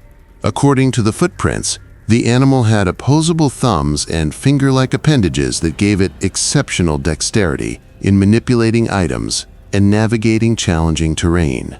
I discovered proof that it had been inspecting my supply drops and equipment caches, handling objects with evident interest but never causing any damage or disturbance. The monster appeared to be closely observing my actions in order to learn about human technology and techniques. What was most disturbing was learning that the creature had been entering places where I kept supplies and food. But instead of eating or thieving, it seemed to be doing some sort of scientific research of its own. It appeared as though the creature was attempting to comprehend the function and purpose of the objects by moving them slightly or rearranging them. Basic presumptions regarding the cognitive capacities of unidentified species were called into question by this conduct, which showed a level of cerebral sophistication. During my last week of patrol duty, these encounters culminated when I woke up one morning to discover that my entire encampment had been thoroughly inspected during the course of the night. Although all of the equipment had been meticulously relocated and put back in nearly the same location, minor adjustments to orientation and positioning showed that someone or something had thoroughly examined my possessions while I was asleep. The most unsettling finding was the finding of more footprints surrounding my tent, which meant that the creature had come near enough to touch the fabric walls while I was sleeping there. It was extremely disturbing to realize that this unidentified thing had been closely observing me while I was totally defenseless, and it raised the possibility that its motivations might not be wholly innocent. At the end of my duty, I was getting ready to leave the backcountry when the last incident happened. I realized I was being watched from the trees encircling the little clearing where I waited as I packed my belongings for helicopter pickup. Through my binoculars, I saw a large, dark figure standing amid the spruce trees, respectfully keeping a reasonable distance from my actions without trying to hide. The creature spent more than an hour watching me get ready to go, and for the first time I saw it clearly, it moved forward into the clearing as the chopper came in for collection. The creature, which stood about 8 feet tall and was coated in dark brown fur, had a face that blended ape and human traits in ways that were both recognizable and incredibly strange. Its eyes were most impressive, exhibiting a distinctly sensual intelligence and awareness.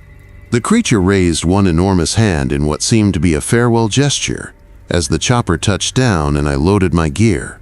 The action was so human-like that I found myself automatically waving back, resulting in an intimate connection moment that will stay with me forever. Through the aircraft window, I observed the thing until it vanished back into the bush as the helicopter took off and took me away from that isolated valley. I sent the National Park Service my patrol report, which included the wildlife numbers and environmental circumstances I had seen while on duty. But I didn't mention the traces that had been such a big part of my backcountry experience, or the enigmatic creature, since the meeting had occurred so far beyond the realm of traditional animal biology. I was aware that any formal report would be written off as misidentification or hallucination. My personal files still have the pictures I shot of the tracks and the little video I recorded during my last encounter. Though too vague to be conclusive evidence, it is convincing enough to remind me that there are mysteries in Alaska's wilderness that science has not yet uncovered. I cannot say with sure if the creature I saw was a relic population of some prehistoric human ancestor, an unidentified species of monkey, or something else. I am certain that the vast wilderness regions of Alaska still have secrets that push the boundaries of what we think the natural world is capable of. The creature I found in the isolated valleys of Denali was intelligent, curious, and socially aware, indicating talents far beyond those of any known animal. Its capacity to stay hidden in spite of centuries of human exploration suggests that it has developed highly developed survival techniques that enable it to live in total secret alongside contemporary society. My viewpoint on wilderness conservation and the need of maintaining sizable, intact ecosystems where undiscovered species might persist unhindered by humans was completely changed by the encounter. Alaska's isolated mountain ranges and valleys offer the kind of environment where evolutionary secrets could endure, shielded by distance, topography, and the general lack of willingness on the part of most people to accept ideas that lie outside the realm of conventional scientific knowledge. Our understanding of the natural world and our position in the greater community of sentient species on Earth are both altered by some interactions. In the fall of 2018, I was drawn to the distant logging camps outside of Ketchikan by a timber sector position that promised consistent employment and good compensation for anyone willing to spend months in the isolated, temperate rainforest of southeast Alaska. However, what I saw in those old forests contradicted all of my logical theories about nature. I was used to operating big machinery in wooded areas because I was from Oregon. However, the old-growth trees that encircle Ketchikan Harbor are hidden gems that go much beyond the typical confines of knowledge about wildlife biology and the logging industry. What started off as regular timber harvesting turned into a nightmare of monitoring, stalking, and encounters with animals that, by every scientific standard, shouldn't have existed. According to what I knew, the logging camp was set up in a valley about 30 miles northeast of Ketchikan, and it was only reachable by logging road through land that, because of its difficult topography and remote position, had not been extensively harvested by commercial enterprises. 42 men were hired for the project, and they worked in alternating shifts to harvest western hemlock and Sitka spruce trees that had grown for millennia in the coastal mountain ranges' nutrient-rich soil and copious amounts of rainfall.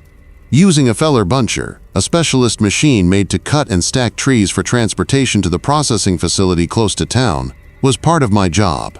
Frank Kowalski, a 25-year veteran of the Alaskan logging industry with first-hand experience of working conditions across southeast Alaska, was the foreman who recruited me.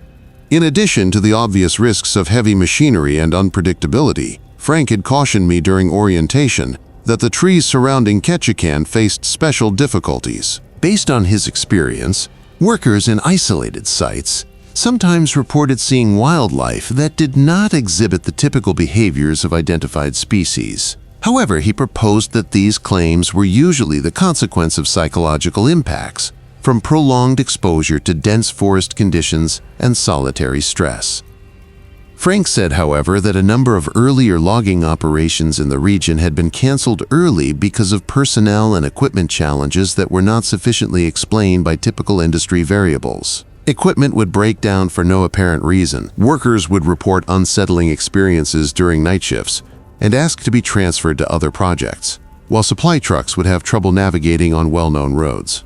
These accidents, according to Frank, were an expected consequence of working in extremely remote areas where weather conditions may change quickly and assistance was hours away. As I adapted to the terrain and developed effective harvesting practices for the designated forest portions, my first month of work went smoothly. Some of the spectacular old-growth trees had a diameter of over 8 feet and reached heights that vanished into the overhead canopy. An amazing variety of plant and animal life was supported by the complex ecology that was formed by the dense carpet of moss, ferns, and fallen logs that covered the forest floor. But the more time I spent working alone in the deep woods, the more I noticed indications of the presence of enormous animals that did not fit any of the species I had learned to expect in the forests of coastal Alaska. The first odd finding was a number of tree damage spots that showed up in the places I had been working the days before. At 10 to 12 feet above the ground, massive spruce trees would have new gouges and scratches that indicated something with giant claws had been methodically testing the bark's strength. Bears sharpening their claws could not have generated the damage patterns, which were too regular and widespread, and the height of the markings suggested that whatever made them was far larger than any known wildlife in Alaska. The indications that something had been examining my heavy machinery during the hours when the logging business was closed were even more unsettling. When I would get to work sites, I would discover that my partner buncher had been inspected by unidentified guests who had left muddy footprints on the outside of the machine and signs of mechanical component tampering. The prints were massive, measuring about 20 inches in length and 12 inches in width. Their shape suggested that the creature was walking upright on 2 legs, but its feet were significantly wider than any humans. The pattern of study revealed intellect and purpose that went much beyond mere animal curiosity or sporadic human mischief. But Frank rejected my allegations of equipment interference as the product of curious bears or perhaps vandalism by environmental activists. Although tools would be meticulously shifted and repositioned in nearly identical locations, little orientational shifts indicated that someone or something had been systematically inspecting logging tools and techniques. As I became aware that invisible onlookers were watching every move I made in the bush, the psychological strain of continual surveillance grew harder to handle. There would be glimmers of movement in my side vision, always in areas that were impossible to investigate, and always on the outside of sight. Although they remained just out of my direct line of sight, the watchers were clearly there and appeared to be aware of the limitations of human vision. In my 6th week of employment, I was operating my colleague buncher in a very deep area of the forest, with visibility of only a few dozen yards in all directions, when I had my first direct encounter. I became conscious that something was timing my moves through the forest as I moved the machine between enormous tree trunks, staying parallel to my path but still concealed by the dense vegetation. The sounds, which were faint but clearly distinct from typical woodland activity, suggested that several enormous creatures were moving in unison. There was a very unnatural silence in the forest as I turned off the feller buncher to investigate. An suffocating silence that made my skin crawl took the place of the usual noises of birds, tiny creatures, and whined through the trees. Sitting in the operator's cab, listening to the quiet, I started to hear what sounded like several different directions at once, as though I were surrounded by a bunch of big animals who were purposefully regulating their breathing to avoid detection. After a few minutes, the respiration stopped and was replaced by vocalizations that no known Alaskan species could categorize. They sounded like a mix of low-pitched buzzing and what might have been whispered discussions in a language I didn't understand. As though they were organizing a collective activity while keeping me under observation, the vocalizations appeared to travel across the forest in patterns that implied communication between several people. The unexplained noises stopped when I turned my equipment back on and went back to work. However, I was left with the disturbing conviction that I had been the focus of intensive examination by beings far more intelligent and well-organized than any known woodland animal. My contract obliged me to finish the current harvesting assignment, but the encounter was so upsetting that I thought about asking to be transferred to another work site. The interactions increased in frequency and directness over the next few weeks. Every morning, I would discover new footprints surrounding my gear, which meant that the enigmatic beings were checking the logging operation at night.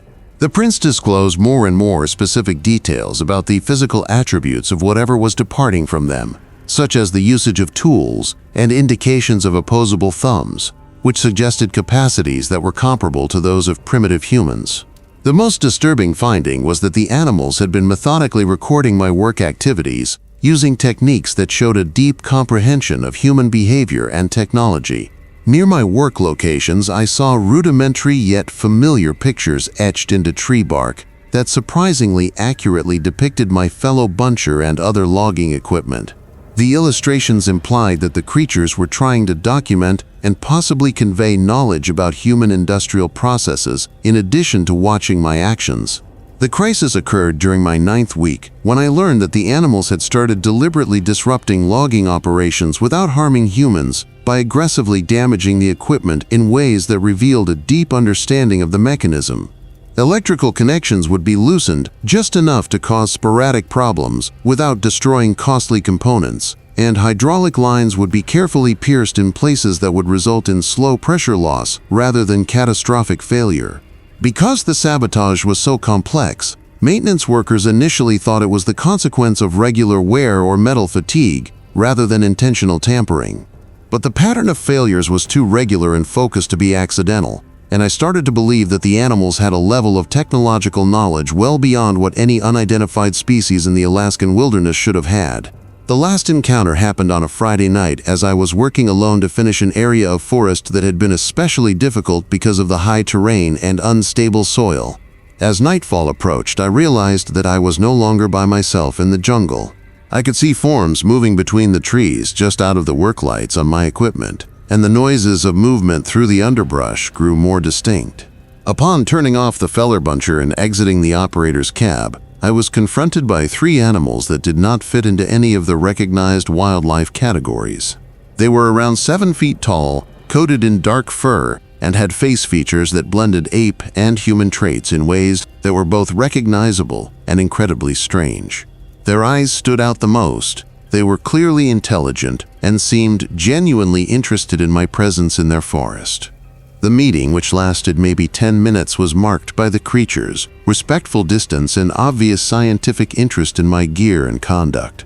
They used a combination of gestures and vocalizations to communicate with one another, suggesting a highly developed language system, and their actions showed that they recognized that I was not a threat even if I was an encroachment on their area. One of the critters came up to my fellow buncher as I was getting ready to leave the job site and started looking at the cutting mechanism with evident interest. The creature's meticulous examination of the cutting chain and its manipulation of the equipment controls demonstrated that it was conversant with mechanical systems and understood the function and goal of the machine. The monster looked straight at me and made what could only be characterized as an acknowledging or perhaps grateful motion when I did nothing to stop it from examining me. I fulfilled my logging business contract, but I didn't formally disclose my experiences with the forest animals. I knew that any documentation of the encounter would be rejected as a fabrication or hallucination because it had occurred so far beyond the bounds of typical industrial activities. The creatures' technological sophistication and intelligence, however, indicated that they were something much more important than an unidentified type of woodland animal. 3 weeks after I left, the logging operation was put on indefinite hold. Formally owing of environmental issues and equipment malfunctions, but in reality because of a series of events that rendered it financially impossible to continue operations. Similar issues had dogged logging operations in that region for decades, Frank said, with businesses routinely running into inexplicable technological issues that compelled them to forego potentially lucrative harvests. There are still mysteries in the old forests of Ketchikan that make us reevaluate what the natural world is capable of. The animals I came across exhibit social organization, intelligence, and technological prowess, indicating that they either belong to an unidentified species with exceptional cognitive capacities, or possibly something that sits at the nexus of environmental adaptation and human evolution. Their capacity to selectively disrupt operations without endangering humans and their advanced comprehension of industrial technology demonstrate planning and coordination that far surpasses that of any known species. It is unclear if these woodland dwellers are a remnant of a long-extinct human ancestor, an unidentified kind of extremely intelligent ape, or somewhere else. Their existence is a reminder that mysteries that may never be fully solved by outside observers still exist in Alaska's vast wilderness areas. They may be as interested in us as we may be in them, based on the meticulous way they observed and recorded human activity. This opens the door to potential future interactions that could revolutionize our knowledge of intelligence and consciousness in the natural world. The ancient forests of Southeast Alaska may have secrets that have endured because they have been shielded from human intervention. Some mysteries are best left undisturbed. The animals that live in those isolated valleys have evolved survival skills that enable them to live alongside contemporary society while yet having total control over their ancestral lands. Their tale serves as a reminder that there are many different types of intelligence, and that there are possibilities in the natural world that go well beyond what is currently understood by science. It was intended that my 5 years of wilderness guiding experience would culminate in the backcount journey that led me to the Chilkoot Trail in the summer of 2019. But all I had learned about survival during my service was put to the test by what I saw on that historic passage between Alaska and Canada. Guiding visitors through some of the most isolated areas of North America, I was a Colorado-based professional wilderness guide with expertise in multi-day hiking trips that blended historical instruction with outdoor fun. Additionally, the Chilkoot Path was the ideal setting for telling the Klondike Gold Rush tale and putting my clients' stamina to the test in real-world frontier settings. What started out as a typical business trip turned into a terrifying nightmare filled with abductions, paranormal activity, and run-ins with forces that go beyond what is often experienced in the woods. The Chilkoot Track, which runs 33 miles from Alaska to Bennett, British Columbia, across some of the most difficult terrain in the coastal mountain range, traces the path taken by hundreds of gold seekers during the 1898 stampede to the Klondike. 6 clients in my group had paid top dollar for a guided historical excursion that would include camping at real gold rush locations and teaching them about the struggles encountered by prospectors over a century ago. The participants, who were all seasoned hikers with ages ranging from 25 to 58, had finished the necessary fitness tests and were ready for the strenuous nature of the course. Dr. Patricia Williams, a Seattle history professor who had been studying the Klondike Gold Rush for her next book about women's experiences during the rush, was my main client. The group also included a software engineer from Vancouver who was trying to follow his great-grandfather's path back to the goldfields, a retired military officer from Texas, a nature photographer from Oregon, and 2 brothers from Minnesota who ran a prosperous outdoor gear business. Each of the 6 clients had a lot of experience traveling in the backcountry, in difficult conditions, and was well equipped with contemporary camping equipment. As we climbed through the temperate rainforest of Southeast Alaska, crossing streams and progressively ascending toward the renowned Chilkoot Pass, the first 3 days of the adventure went just as I had planned. We set up camp at predetermined locations, and I told them about the stampeders who had fought through the same area with hundreds of pounds of goods. My clients were captivated by the artifacts and ruins that traced the path of thousands of gold seekers who had tried this route over a century ago, and the historical background added complexity to the trail's physical struggle. But as we got closer to the Golden Stairs, the trail's hardest stretch, I started to observe irregularities that didn't fit with my prior experience leading groups on the Chilkoot Trail. We came into other hikers who, in terms of their gear and attire, looked out of place. They were dressed in what looked to be period-appropriate apparel rather than contemporary replicas. During rest stops, these people would nod courteously to us but would not converse, and they appeared to disappear from the route when we tried to catch up with them. Dr. Williams was the first to comment on the strange encounters, pointing out that some of the hikers we had observed were using equipment and carrying loads that aligned with her studies on prospectors during the gold rush. Along the way, she said, we might be running into historical reenactors or maybe educational organizations doing their own interpretive programs. But the regularity of these reports and the genuineness of the tools we saw pointed to something more intricate than straightforward historical reenactment. We were camping close to Sheep Camp, one of the most important historical locations along the Chilkoot Trail, when the first disappearance happened on our 4th night. After dinner, Vancouver software developer James Morrison left our camp to take a sunset photo from a crest about half a mile from our tents. I set up a search party with our headlamps and emergency gear to find him along the path he had stated he intended to take when he had not returned by complete darkness. We located his tripod and equipment on the ridge just where he had stated he would be taking pictures, but Morrison was nowhere to be seen. Hundreds of pictures of the sunset and the surrounding area had been taken with the still-running camera, but the finished images revealed nothing but desolate wilderness with no sign of the photographer's whereabouts. The fact that Morrison's footprints got close to the camera setup yet did not lead away from the scene, as though he had just disappeared, was the most unsettling finding. I quickly turned on my satellite communication device to report Morrison's abduction to park officials, but even though the device had functioned flawlessly in prior communications testing, it was unable to connect. Additionally, my backup communication equipment failed, leaving our group utterly alone in the forest with no way to get in touch with emergency services. Since every gadget had just been serviced and had operated normally for the first few days of our excursion, the equipment failures were especially perplexing. When Dr. Williams inspected Morrison's camera, he found that the last set of pictures included pictures that none of us could recall seeing when we got to the ridge to look for him. According to historical accounts of gold rush gear, the photographs depicted a sizable contingent of persons dressed in period attire walking along the trail in the dark while toting bulky packs and lamps. The shot that appeared to depict Morrison himself among the historical people leaving the camera location and heading toward the Chilkoot Pass was the most frightening. Despite Morrison's absence, the rest of our company decided to go on with the excursion because they believed that moving closer to the Canadian border would bring us closer to civilization and allow us to communicate with authorities who could plan a suitable search and rescue operation. Nevertheless, as we hiked on toward the pass, we saw the enigmatic hikers in period attire more often. They appeared to be following the same path, but they were just out of direct sight. The second disappearance happened at the top of Chilkoot Pass, which is the trail's most striking and historically significant point.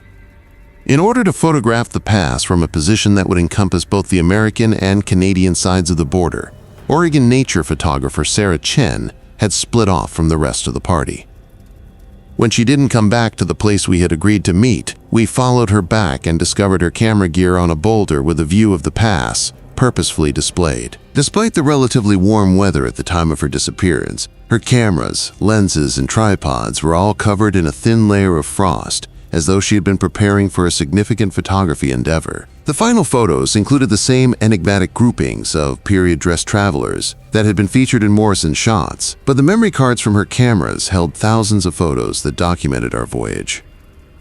Sarah herself was spotted strolling with the historical people in a few of the photos, seemingly taking part in their trek to the Canadian side of the pass. By this time, the inexplicable disappearances and frequent sightings of travelers who appear to exist outside of conventional time and space were causing significant psychological stress for the rest of our party. Dr. Williams speculated that the location's historical significance plus the strain of wilderness trekking may be causing some sort of psychological condition. However, neither mass panic nor hallucinations could account for the images or the tangible proof of the disappearances. When Thomas Rodriguez, the former military officer, offered to scout ahead to find the finest campsite for our last night on the path, the third disappearance happened as we were descending from the mountain near Bennett Lake.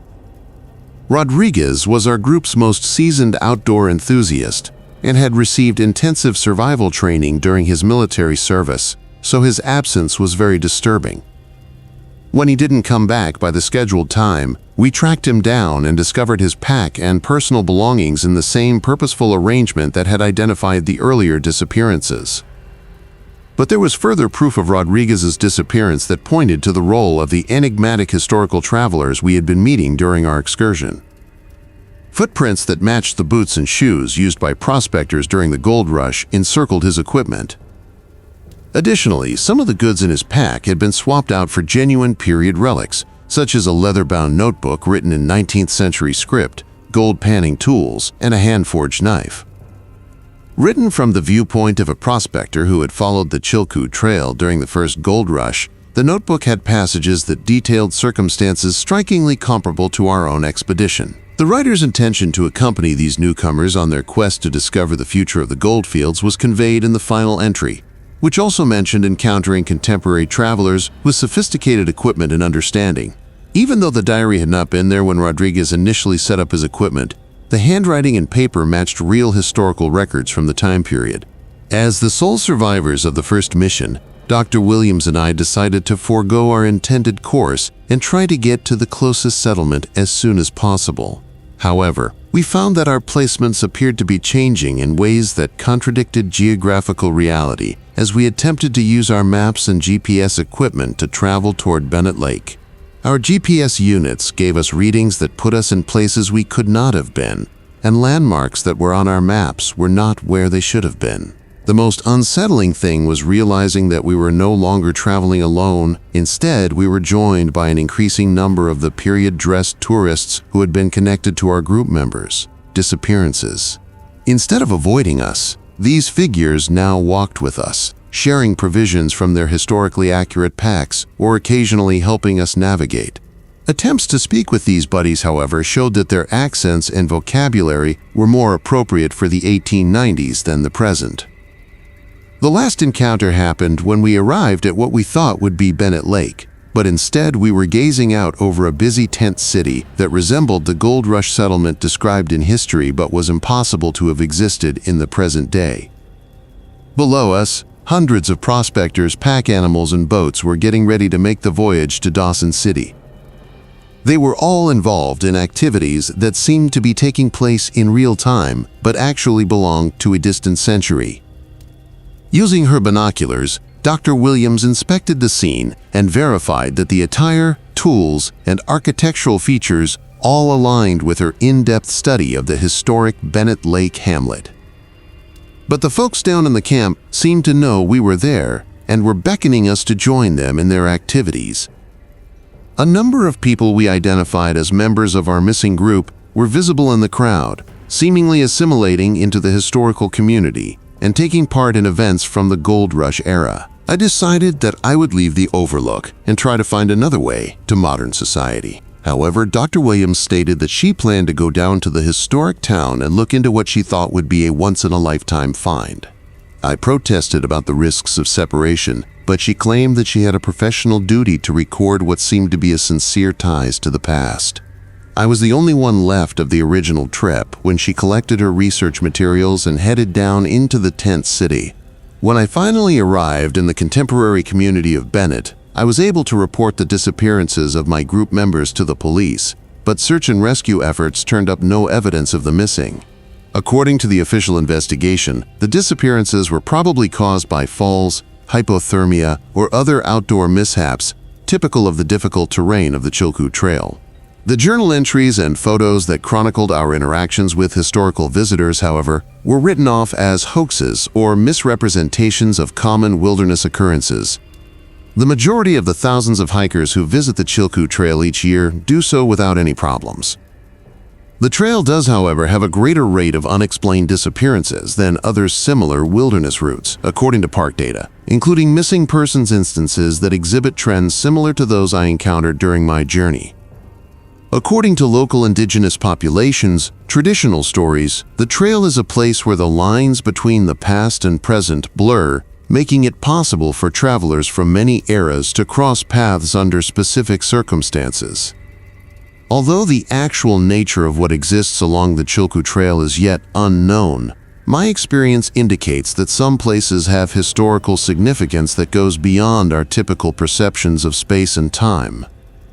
It's possible that the route's historical significance and the dramatic human drama that took place there during the gold rush created circumstances that allow the past and present to collide in ways that defy accepted wisdom.